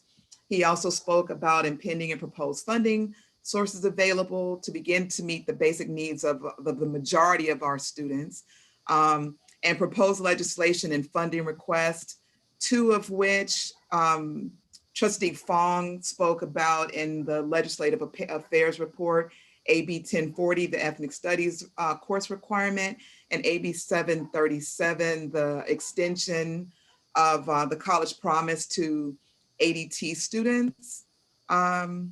Also, we talked about the statewide Umoja program and funding for it. The request is about $10 million, and a state pilot program to support our LGBT students in the amount of $12 million, and potential funding for our unhoused students. And we have some resolutions from LACCD resolutions that were also carried by the Black Legislative Caucus. Assembly Resolution 8, which commemorates Dr. Martin Luther King Day. Assembly Resolution 18, which recognizes February as being Black History Month and urges all citizens to join in celebrating the achievement and accomplishments and contributions of Black people. House Resolution 12, which recognizes the first week of February to be Black Lives Matter Action Week. Senate Resolution 6, which also commemorates Dr. Martin Luther King Day. Senate Resolution 6 was introduced by Senator Steve Bradford, and Assembly Resolution 8 was introduced by Assemblywoman Shirley Weber. And Senate Bill 17, which would require the Department of Health to address racism as a public health crisis. The next meeting of the advisory committee will be on March 25th at 3 p.m. And Mr. President, so ends my reports. And we thank you for that report. That concludes the reports. So we'll move on to resolutions. We have already motioned and approved I-2. We have 2 remaining resolutions. And the next one we're going to kick off is the denouncing anti-Asian and Pacific Islander violence. I'd like to ask Trustee Fong to present this item, and we will do votes individually for this one and for resolution number 3. So Trustee Fong. Thank you so much, Mr. President, and good afternoon, colleagues. And thank you to President Vettis and Vice President Buona for co-sponsoring this resolution. In the last few weeks, there have been a number of attacks against the Asian Pacific Islander community, including the most vulnerable and elderly. There's no doubt that skyrocketing hate crimes against Asian Americans, especially against our elders, has had a direct connection to former President Trump's racist rhetoric surrounding the COVID-19 and his references to the Chinese virus and Kung flu. But it also speaks volumes that after Trump has left office, the incidents of hate have continued. Nearly 1/3 of Asian Americans across the country have experienced discrimination or hate since the pandemic began. And in the last few weeks, we've seen some really tragic incidents in Oakland, San Francisco. In San Francisco, an 84-year-old Thai American gentleman was just walking and he was knocked over and subsequently died from his injuries. And in Southern California, in the last few weeks, there's been incidences, Mr. Vettis alluded to earlier, in Koreatown, in Rosemead. In Rosemead, a gentleman was waiting at a bus stop and got an altercation and lost part of his finger. And in Koreatown, a gentleman who's an Air Force veteran was actually assaulted by 2 folks. And we know that those are just some of the incidents that have happened. We know that there's a significant undercount in these types of incidents, and we must condemn the hate and we appreciate the deep solidarity that's been shown in the community. We know that violence has no place in our society. We're all fighting the same battles against the coronavirus. And recently, President Joe Biden issued an executive order calling for greater protections for the API community as a result of the racism and xenophobia linked to the pandemic. And we must continue to disavow racism, xenophobia, and violence. And with all the resolutions that passed on diversity, equity, and inclusion, let's continue to call attention to these injustices. And so thank you so much again to President Vettis, Vice President Buona, as we continue to fight for solidarity against hate and violence in all communities. And for this resolution, I encourage an aye vote. Thank you so much.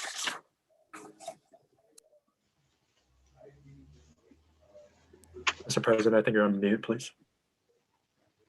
Thank you. Trustee, I was going to say that we'll have you be the motioner of this item, and if I can ask for a second. I'll second. Seconded by Trustee Hoffman. Are there any other comments? You said it so eloquently, Trustee Fong, and I really do appreciate your comments and stand solidly behind. We have such diversity in our API communities, and from Harbor College to Pierce College, we want to make sure we're as welcoming and supportive of our student population and our staff as possible, and the great diversity amongst API communities sometimes is not always noted, and but when it comes to hate, the tendency is to hate together, but the reality is there's so much beauty and so much diversity in the community too. So thank you for raising this. So I see Trustee Vella with the hand up. We'll take individual hands here. Trustee, so if you can virtually raise it if you'd like to comment. Trustee Vella, you have the floor. I just want to thank Trustee Mike Fong for bringing this to the board. It's extremely important that we talk about this many times. Our Asian American brothers and sisters and community members are thought of being more affluent in our communities, and so therefore they do not deserve the type of protection that we all do. And so we need to get rid of that rhetoric. I invite for the LGBT community in particular to support intersectionality. I want to thank Trustee Henderson for bringing that intersectionality component to the African American Committee, Affairs Committee. And so it's really important that, you know, whether we're white, Latino, African American, we support this resolution and we speak truth to it. People are getting killed, people are getting hurt. That should never happen, no matter what economic status we are. And I just want to say that coming from someone who governed a K-12 board member in the Montebello School District, having 20 to 25% of our community being Asian American here in the home where I live right now, it is really important that we begin to put a spotlight on this type of hate crime. So I'm just really excited to support this. And again, I want to invite people who support me out there, the community in the LGBT community, to stand also behind this. This is very important. Thank you all. Thank you, Trustee. Trustee Hoffman. Thank you, President Veras, and thank you so much, Trustee Fong, for bringing this forward. You know, we have obviously our brothers and sisters in the Asian American community, but we also have international students whose families have entrusted us, you know, with their children to educate them. And for many reasons, they couldn't go back during the pandemic, and they're here. And so I think it's really important that they know that, you know, they're safe and we are inclusive. And I really appreciate that you brought this forward, Trustee Fong. Thank you.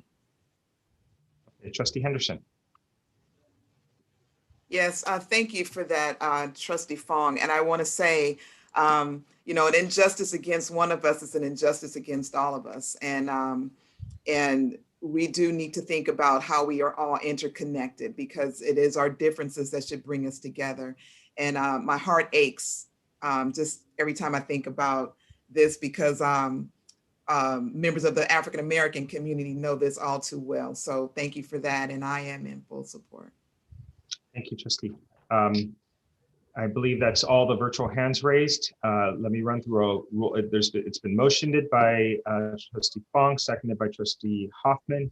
I'll do the roll call myself here to make it quickly. Trustee Henderson, your vote? Yes. Trustee Fong? Yes. Trustee Vella? Yes. Trustee Hoffman? Yes. Student Trustee Geronimo? Yes. Trustee Moreno? Yes. Trustee Buona is still absent, and I also vote yes. So thank you, and well presented and important item. So let's move on to resolution number 3. It's the adoption of the revised 2021 calendar for Board of Trustees regular meetings and board committee meeting dates. Are there any questions? These have been presented to us. We are officially noting both days as board committee meeting dates. It's just a small technical change, but the dates remain similar, or the same, I should say, from the last time the item came up. Unless there's questions, I'll ask for a motion. I'll move to approve the board meeting date. Second. Motion by Trustee Hoffman, seconded by Trustee Vella. I see no hands for questions, so we'll do the roll call vote. So Trustee Hoffman? Yes. Trustee Fong? Yes. Trustee Vella? Yes. Trustee Henderson? Yes. Trustee Moreno? Yes. Student Trustee Geronimo? Yes. I vote yes. Trustee Buona is absent. We'll note that for the record. That takes us to reports from the Chancellor. Chancellor? Yes, sir. Thank you, Mr. Veras, members of the board, colleagues throughout the community. Happy to provide a report this month. It's a short report. I also want to just make comment that the reports that have been given by the members of the board are indeed important and substantial. And the reason I share this is because it's important to point out that their members of the board are working actively between the monthly board meetings to engage in all kinds of activities and services, and their leadership is respected and well noted and is recognized. So, and I wanted to thank you all for that, and as well as the staff members who support you technically to make sure that you are well positioned to lead conversations locally throughout the state and indeed the country. So again, thank you to members of the board and to our staff who support you in moving forward. So if Crystal could put up the PowerPoint, that would be wonderful. I just got 5 slides. A second slide, please. Just the 3 points, areas to cover. To give an update as I normally do on COVID-19, to talk a little bit about the re-engagement plans for our district when we will re-engage and return, quote unquote, to our colleges, because in some ways that we have never left, and just give a quick update on our framework for racial equity and social justice. So if we go to the next slide, please. If you look at what's occurred recently, and I'm going to share a little bit, it's been almost a year to date since we declared a state of emergency. And now, beginning March 1st, every member of our faculty and staff is eligible to receive vaccinations against this virus because we are in the 1B category. I'm happy to report that we're working very closely with and continue to do so with the LA County Department of Public Health to make sure that any faculty member or staff who's over 65 years of age or 65 or older who still needs a vaccine appointment can receive one as soon as possible. So today, tomorrow, if you are in this category, over 65 years and you still would like a vaccine appointment, we can help you. So you will receive an individual invitation and we will support your interest if you'd like to get vaccinated to receive an appointment so that we can do so. The rest of us in the current plan, because we're part of 1B, will continue to have to use the online processes that we've been asked to. Mr. Boyer sent out an email earlier this week as to how to do that. I know it's not very swift, it's painstaking, it's time consuming, but that's the way it is at the moment. They are looking to accelerate the county, the process, the ease by which vaccination can occur, but that's what we have at the moment, that we can expect something to occur or an update on this to occur within the next couple of weeks. For the time being, please, if you're eligible, which we all are, please get online and find a solution. It's good news that the situation is expected to get better by the end of March with the additional doses coming in and with the Johnson & Johnson vaccination now being approved and being expected to arrive to supplement, if you will, the Pfizer and Moderna vaccinations. It's good news that we see a downward trend in the number of positive cases, deaths, and testing percentages in LA County. That's very, very good news. But we remain in the purple tier, which is the most restrictive tier for activities. If these numbers continue to decline, we expect that we could move into the less restrictive red tier in about 2 weeks. So we were given notice a couple of weeks ago that there's some allowable activities that are now allowed on our campuses, but very, very small numbers for face-to-face. It's important to note, never ever forget that there are still, several people who are suffering from this disease. Over 500,000 individuals have died in the country and over 20,000 individuals in LA County. So our prayers, our respect, and our condolences to each of those families who continue to suffer from this loss, including some of our own members of our staff. I wanted to commend, as was shared earlier, East Los Angeles College, Pierce, LA Southwest, LA Harbor, and all for serving as vaccination and/or testing sites. And also, we have made very clear that all 9 of our colleges are ready and able to serve in that capacity once the vaccinations arrive in mass. So super important to note that the health orders have changed, that will continue to change. The reopening protocols are being somewhat amended as we speak, particularly for institutions of higher education that allows us, again, to do some limited on-campus activities. It talks about 3 or less students plus an instructor to access things like art and music studios to complete existing academic requirements. That's very helpful, but for the numbers of students that we have, we know that's going to be a very, very slow process. So all indications are that after a year of this pandemic, if you will, this global pandemic, there are positive signs. And that's very, very good news that the end is approaching of this. The health department continues to remind everyone, and I want to do the same, that the basics of prevention and protection remain the same.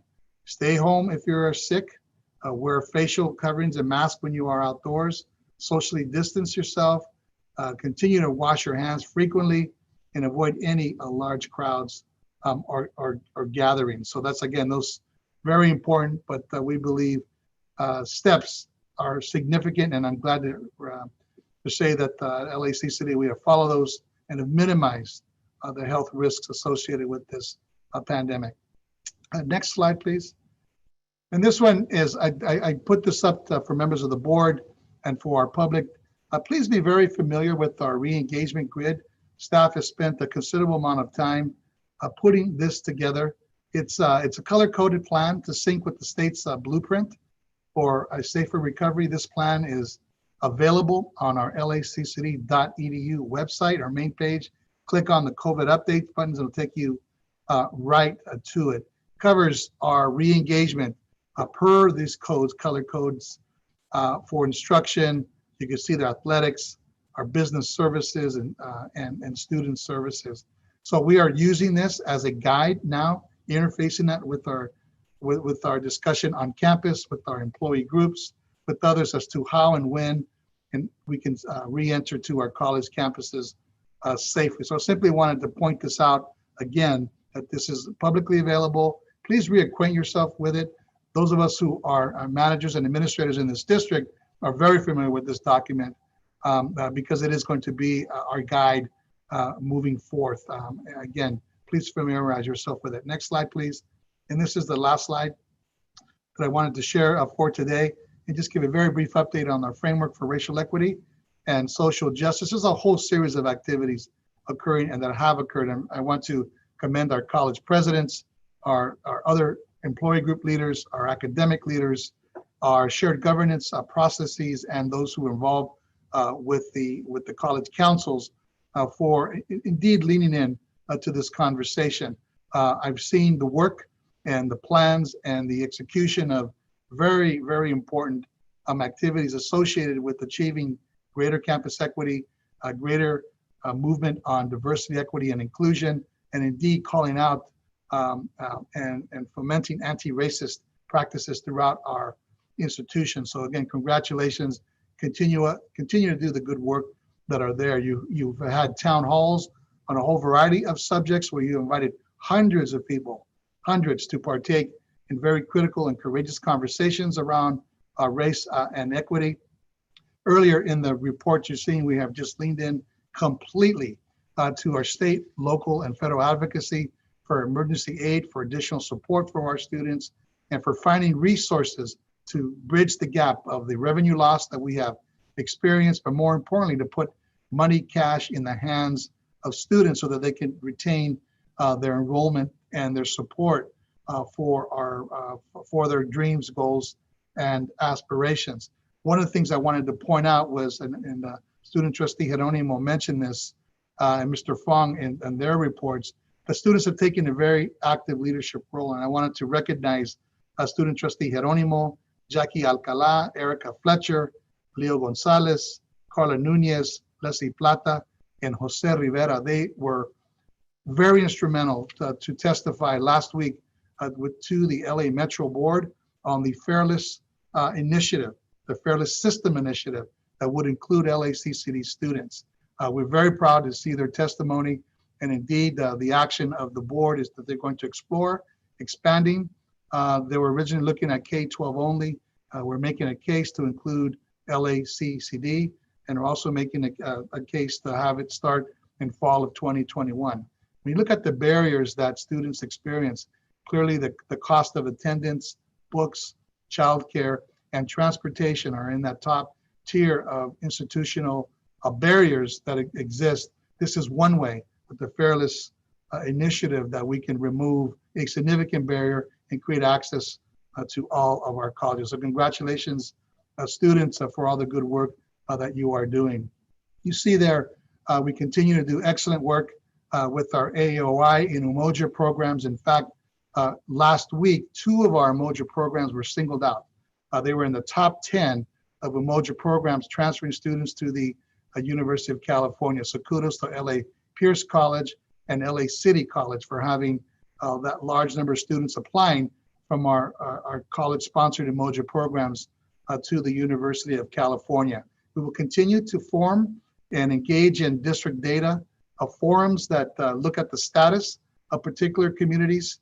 And we will have done those for the Latino community, the African American community, and the API community. So we will continue to look at ways that we can improve, look at data to inform our decision making, to inform our resource allocation. I wanted to mention the EEO committee as well, because they're doing very important work to look at our recruitment, hiring, promotion, retention practices. What do we have on the books? And are there elements that we could improve? Are there systemic issues that we could address? Are there processes that could be indeed refined to improve and attract and support a more racially and gender diverse employee workforce?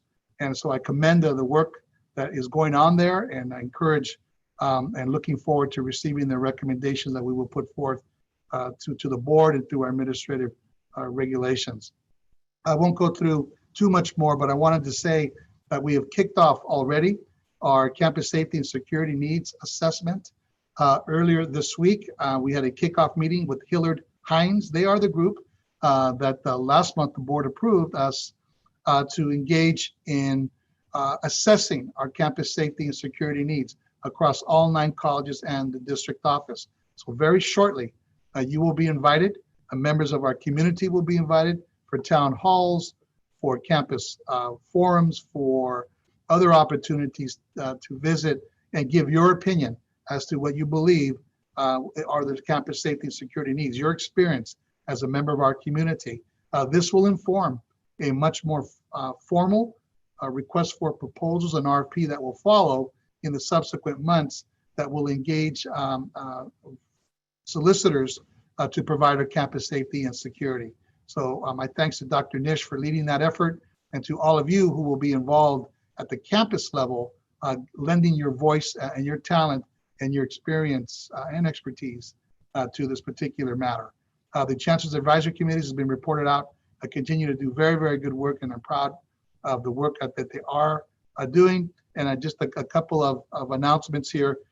Beginning today, tomorrow, and Friday, we are an elite sponsor for the 14th annual AMEND Conference, which is, in my view, the premier Black African American student leadership conference in the country. And we are there in mass. There are hundreds of us who are participating. Today is the Women's Leadership Conference, and tomorrow is the General Conference, tomorrow and Friday. So very, very pleased with our continued support of this statewide body and our leadership in these efforts. Lastly, please mark your calendars. We do have our third annual Lavender graduation on May the 17th, and then I believe it's our 11th annual Black graduation celebration on May the 25th. Again, as testaments of our interest, our concern, and our support for these communities and for others throughout our district. So, Mr. Chair, I'll end there, and I'm happy to entertain any questions that you might have on any of the subjects that I covered today. Sure. I see a hand up from Trustee Vela. So Trustee Vela, your question or comment? Yes, I just want to thank you, Chancellor, for all of the hard work you've been doing in regards to really just kind of, I want to say that we have been in such, really critical times when it comes to the pandemic, and then at the same time, our social justice issues, which continue to be at the forefront. And I don't think that discussion is really going anywhere anytime soon. And so I want to thank you so much for all of the work that's been done so far. It has been very impressive with you and your staff. So first off, thank you. I did want to kind of briefly, which, is part of your report, bring up, there's been some sentiment, I think we heard earlier from a public speaker, in regards to, our subgroup of African-American men and Latino men. And I know there was some efforts, and perhaps we can revisit those efforts. I believe it was with the California Community Foundation, I could be wrong, of allocating resources for those programs to increase their participation within the community college district. Of course, I'll leave that up to you. And then curious to know as to our communications with the College Promise program in regards to, tweaking perhaps and bringing up to the city and the state, some of those issues with that, perhaps some of our students are feeling a little bit left out in the outreach component. And so I'm pretty sure that's something that you're already on top of, but I just kind of wanted to reiterate that and see if we could. And then I think I mentioned a couple of days ago that article from EdSource, I believe, on the really appalling numbers of diversity in faculty throughout the state and throughout the nation. And so, I'm really happy to hear with EOE. And, unfortunately, the funding is not there as we would like it, but, it's good to see that we have other opportunities. I know the feds are coming up with earmarks. Maybe we can bug them for some of that. And, finally, all of this is just, we have to look at this from a perspective of, we're Los Angeles, and what we're doing is absolutely important and critical. And I want to just remind our colleagues that, no matter what, we are, and should always be at the forefront, and we are. And I want to keep this momentum. I got to tell you, talking to other community college districts, they're not doing half of what we're doing. And I really, I never tout or try to say that we're the best. I'm not saying that. I'm just saying that I want this momentum to continue. There's going to be a lot of, probably, different ways that we could go. But I'm just really excited to see that there's that. And then finally, I do think that, once we, the plan of reopening and all of those discussions, we really have to make all of our employees feel that they are integral and that, there is no, any type of bias or racism in the way that they're treated as we welcome everyone back and we include everyone, because I think that that's really going to be important, in particular with our classified staff who have been, just at the, forefront of being here for us and being essential workers. And so, just want to keep that in mind. And then, just again, thank you so much for everything you've done. We saw some real big highlights on student housing insecurity, which is phenomenal. We have thank you, Trustee Geronimo. I know that you also spoke on the tours at Shower of Hope, and we saw some of that money finally coming through, and then obviously the emergency grants for our students. So I just want to, I'm reiterating this because a lot of times I don't speak, after your report, but I wanted to commend you for all of this hard work, because a lot of people don't know how much it really is on your plate. And so, keep up the good work. Thank you, Chancellor. Appreciate it. Thank you, Mr. Vela. Appreciate it. Thank you, trustees. Any other questions or comments on the Chancellor's report?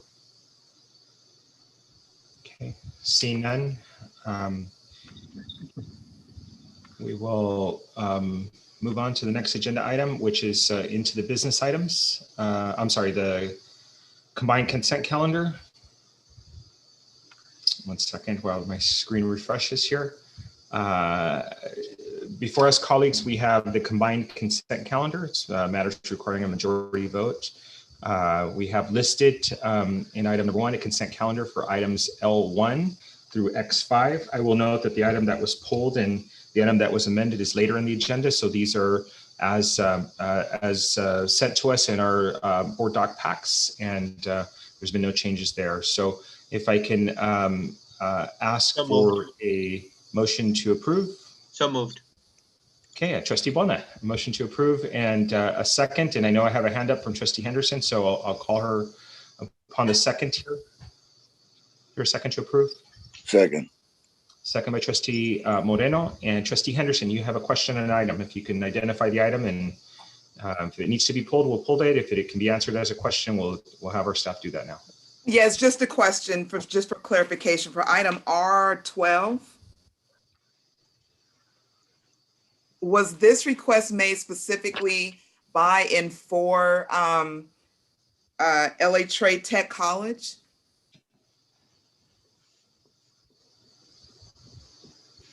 This looks like a license agreement. Here, let me ask Director Valencia Moffitt if she's on the And while you're doing that, the reason that I'm asking is because this paper looks like something that all of the campuses could benefit from utilizing.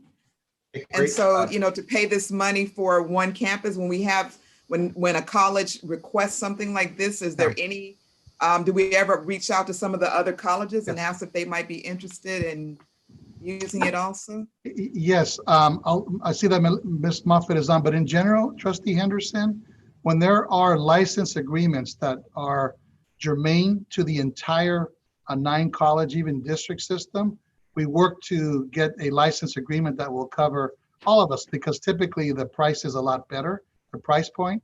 But there are specific examples, and we'll ask Ms. Moffitt if this is one where colleges ask for a very specific levels of support or software that is germane to their particular academic programs or whatnot. So your point is the right one, where we can buy at scale.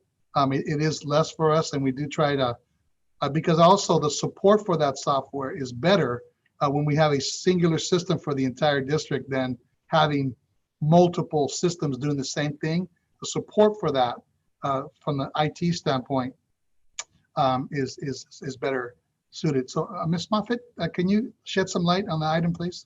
Sure. Hello, everyone. Thank you. And I'd just like to say that this item is actually a request from the Human Resources Division for training for Los Angeles Trade Tech College. You'll see it's 2 requests in one for R12.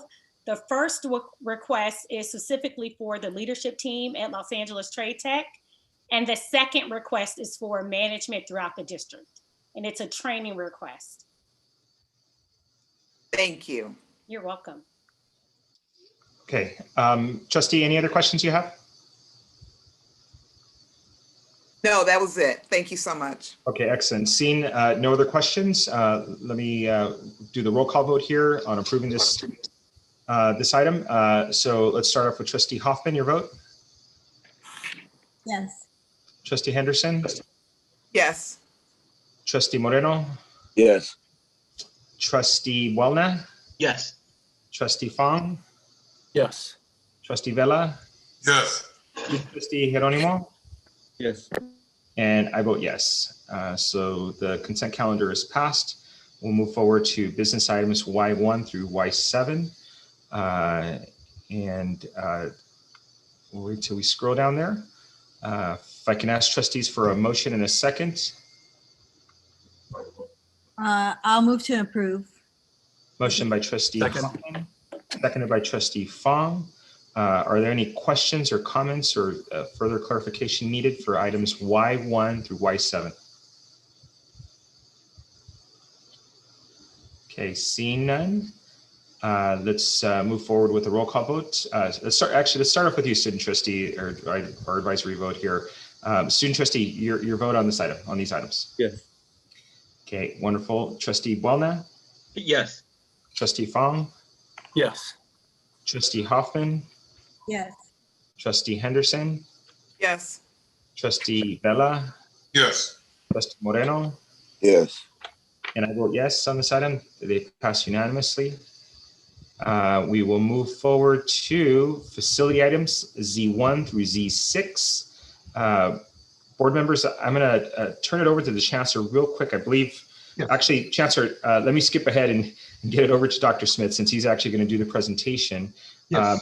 We have an environmental impact report, an addendum, essentially that's going to be presented to the board. And we will have a group of presenters. So that includes Dr. Perez, Charbel Safir from the BUILD program, John Holloway from BBK General Counsel, and Andrew Skansky from BBK also. But and if I mispronounced that, please correct me. Dr. Smith, can you kick off this item and pass it on to the college team?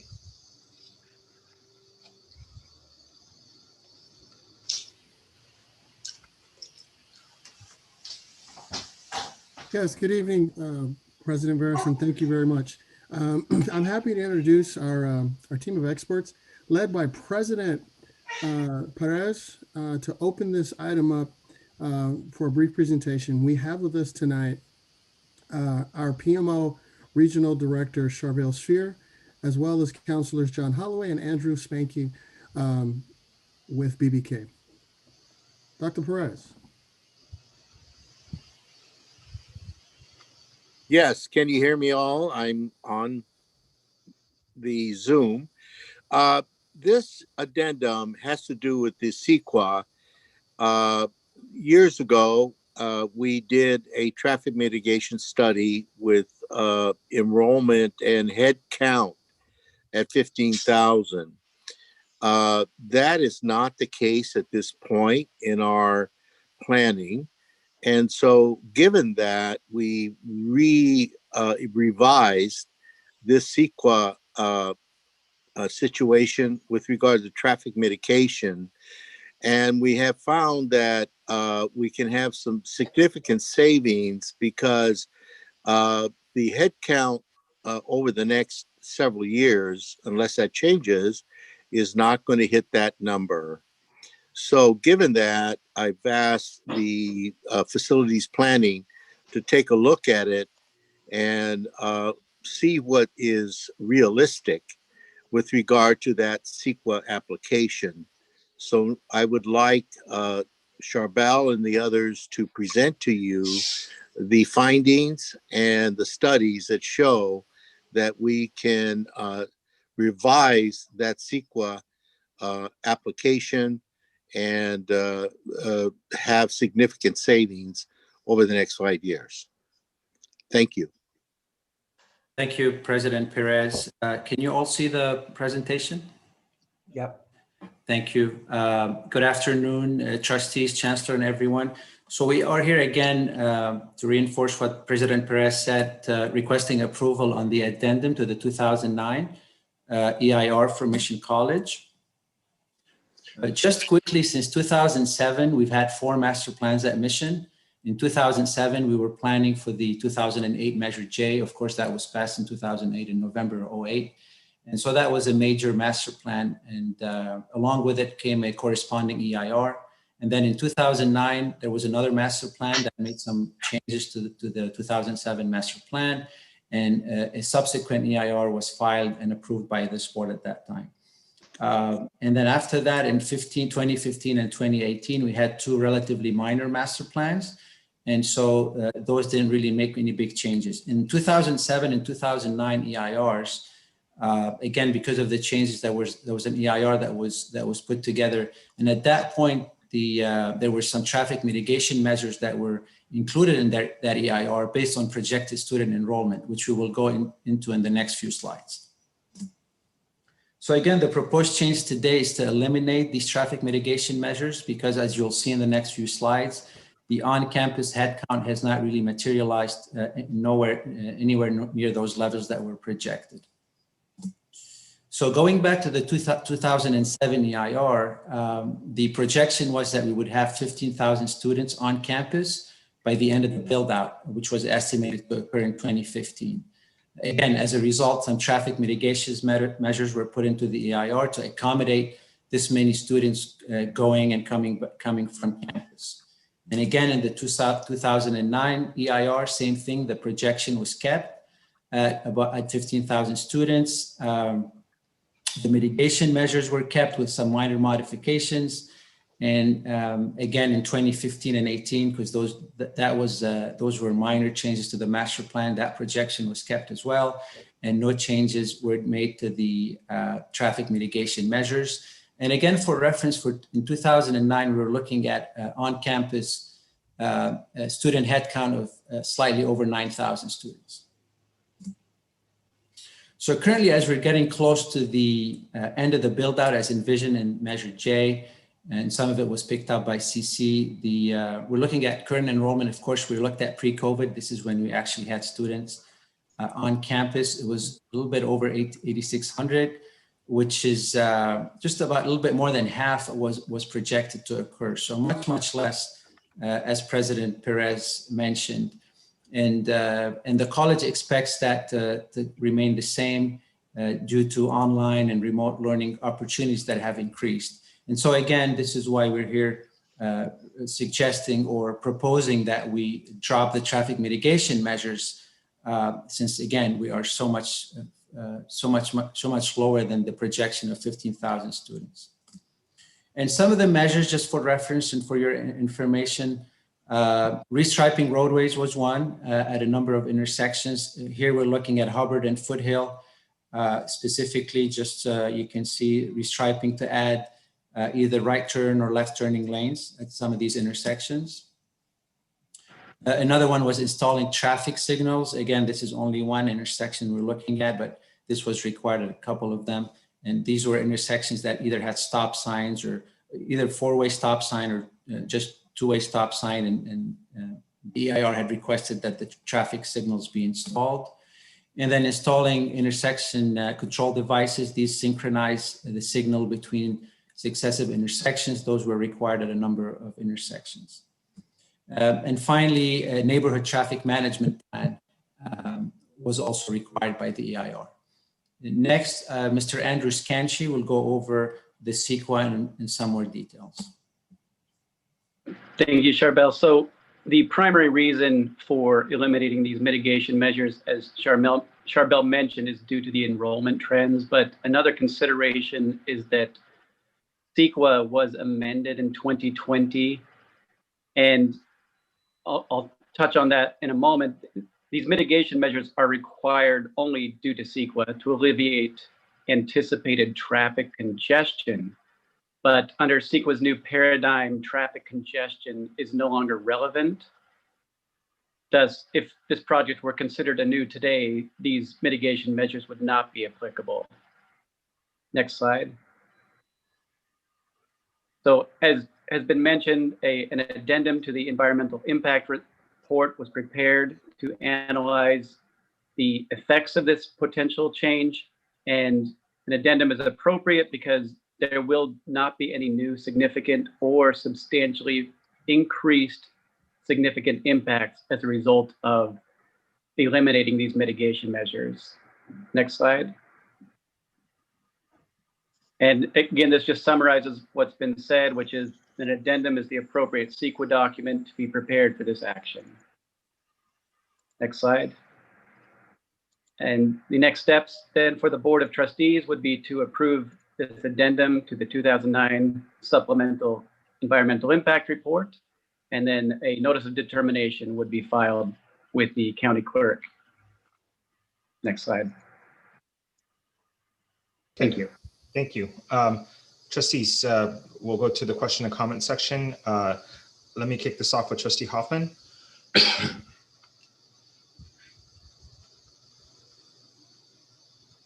Thank you. I had a hard time unmuting and getting my camera on. Thank you so much for the presentation. I do have a question. Why going forward, because I can't imagine it's due to the pandemic, did CEQA lift the restrictions on traffic? So the statutory change to CEQA occurred, it was not related to the pandemic. It was a paradigm shift where previously CEQA focused on level of service, traffic congestion, and trying to make traffic flow more smoothly. But there was a policy change to where the focus is now on vehicle miles traveled. And the concept is they care less about traffic congestion and more how many miles people are driving, primarily to reduce greenhouse gas effects. Got it. Thank you. And thank you for the presentation. And I'll note for the record, that was a legislative change that impacted the way CEQA gets processed now and evaluated. So thank you for that comment. Next, Trustee Vela. In the EIR in 2009, were there any public scoping meetings? Yeah, so when an EIR is prepared, there's a public comment period, circulation, and there would have been a public meeting related to that. Okay, so were there any local residents that are expecting this to happen and are we going to let them know that it's not going to happen?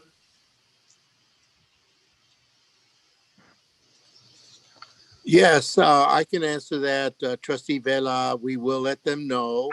We're in constant communication with Councilmember Rodriguez and the Sylmar Neighborhood Council, the local neighborhood, regarding this effort. So they'll understand why we are not proceeding without those traffic mitigation measures, because we don't see the volume of traffic occurring in the next several years. Okay, thank you, Mr. President. If you could update me or the Chancellor, that'd be great. Thank you. Absolutely, absolutely. Thank you, Trustee. Trustee Fong, questions or comments? Thank you so much, team, for the presentation. Great presentation. No questions or comments. Thank you. Thank you, Trustee Fong. Trustee Henderson, questions or comments on the presentation?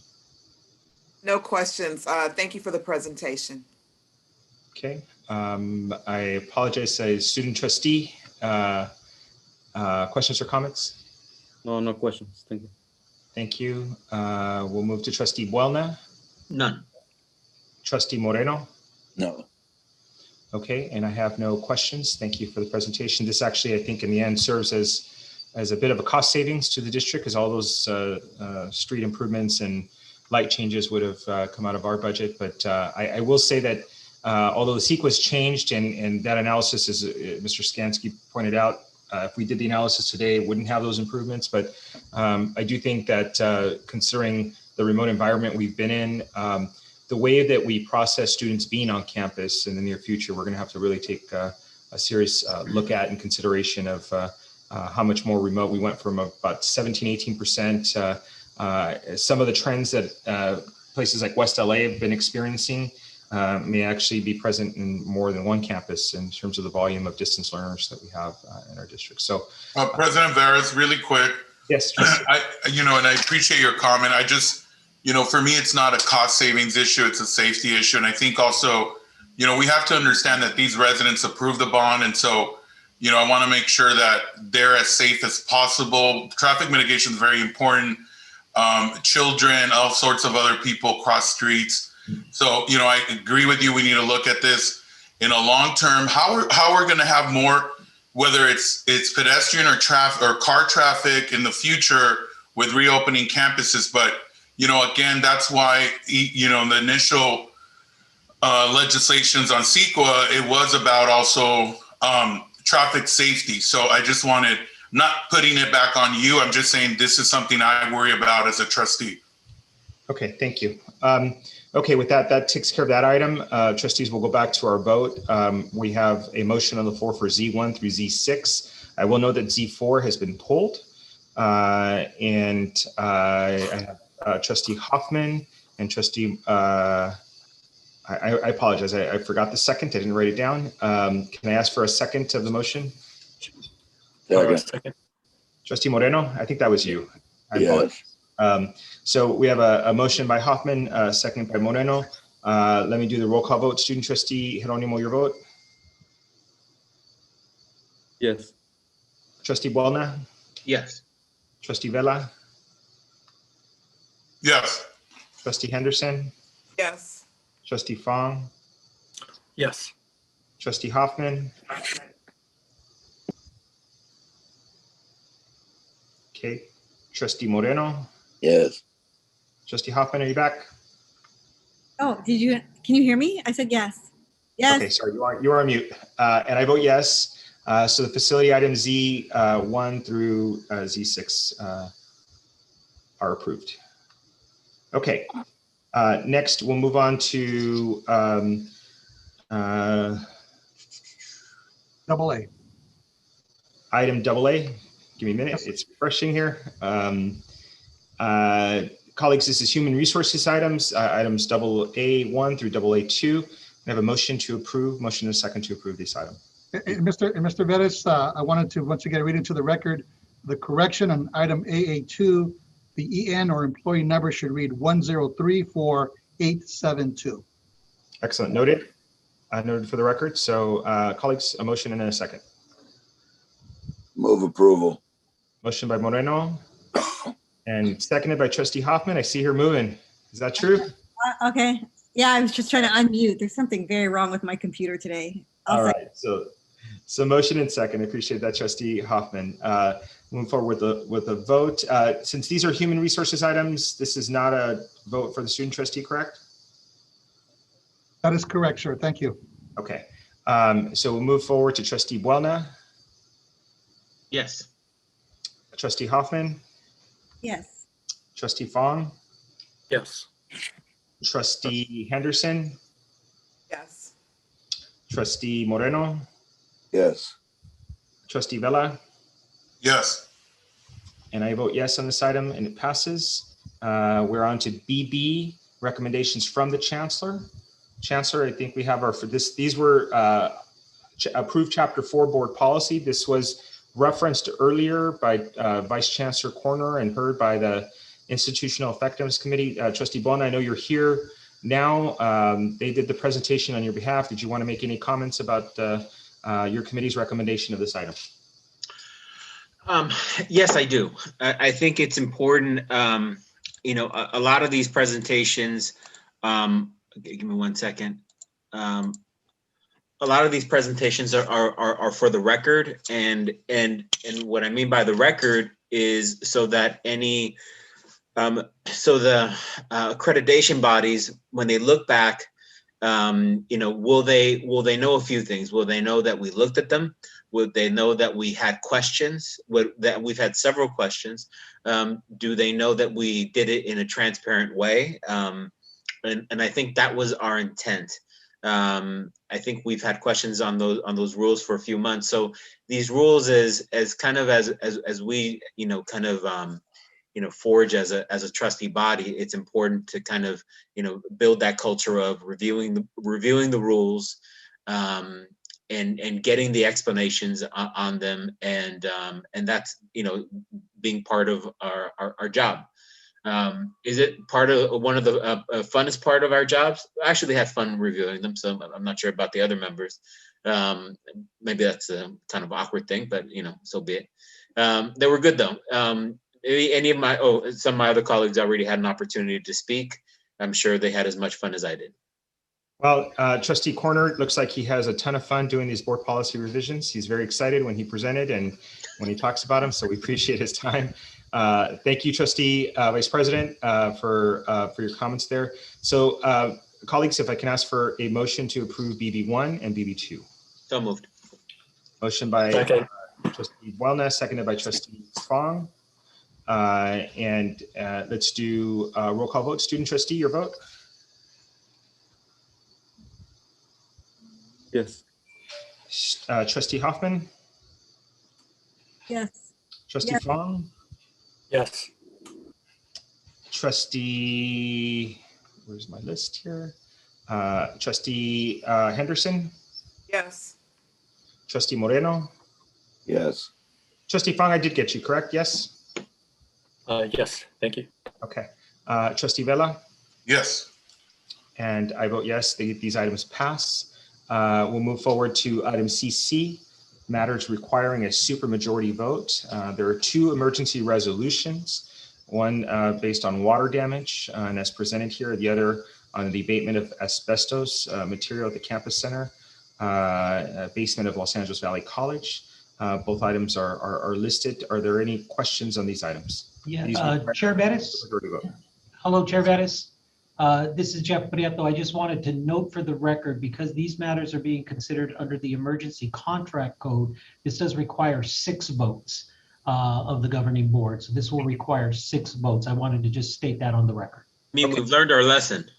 Excellent. That is absolutely true, Trustee Buelna, and I learned how to do math as well. Thank you, General Counsel. Colleagues, any questions or comments? If not, I'll ask for a motion in a second. So moved. Motion by Trustee Buelna. Second. And a second by Trustee Fong. Thank you, sir.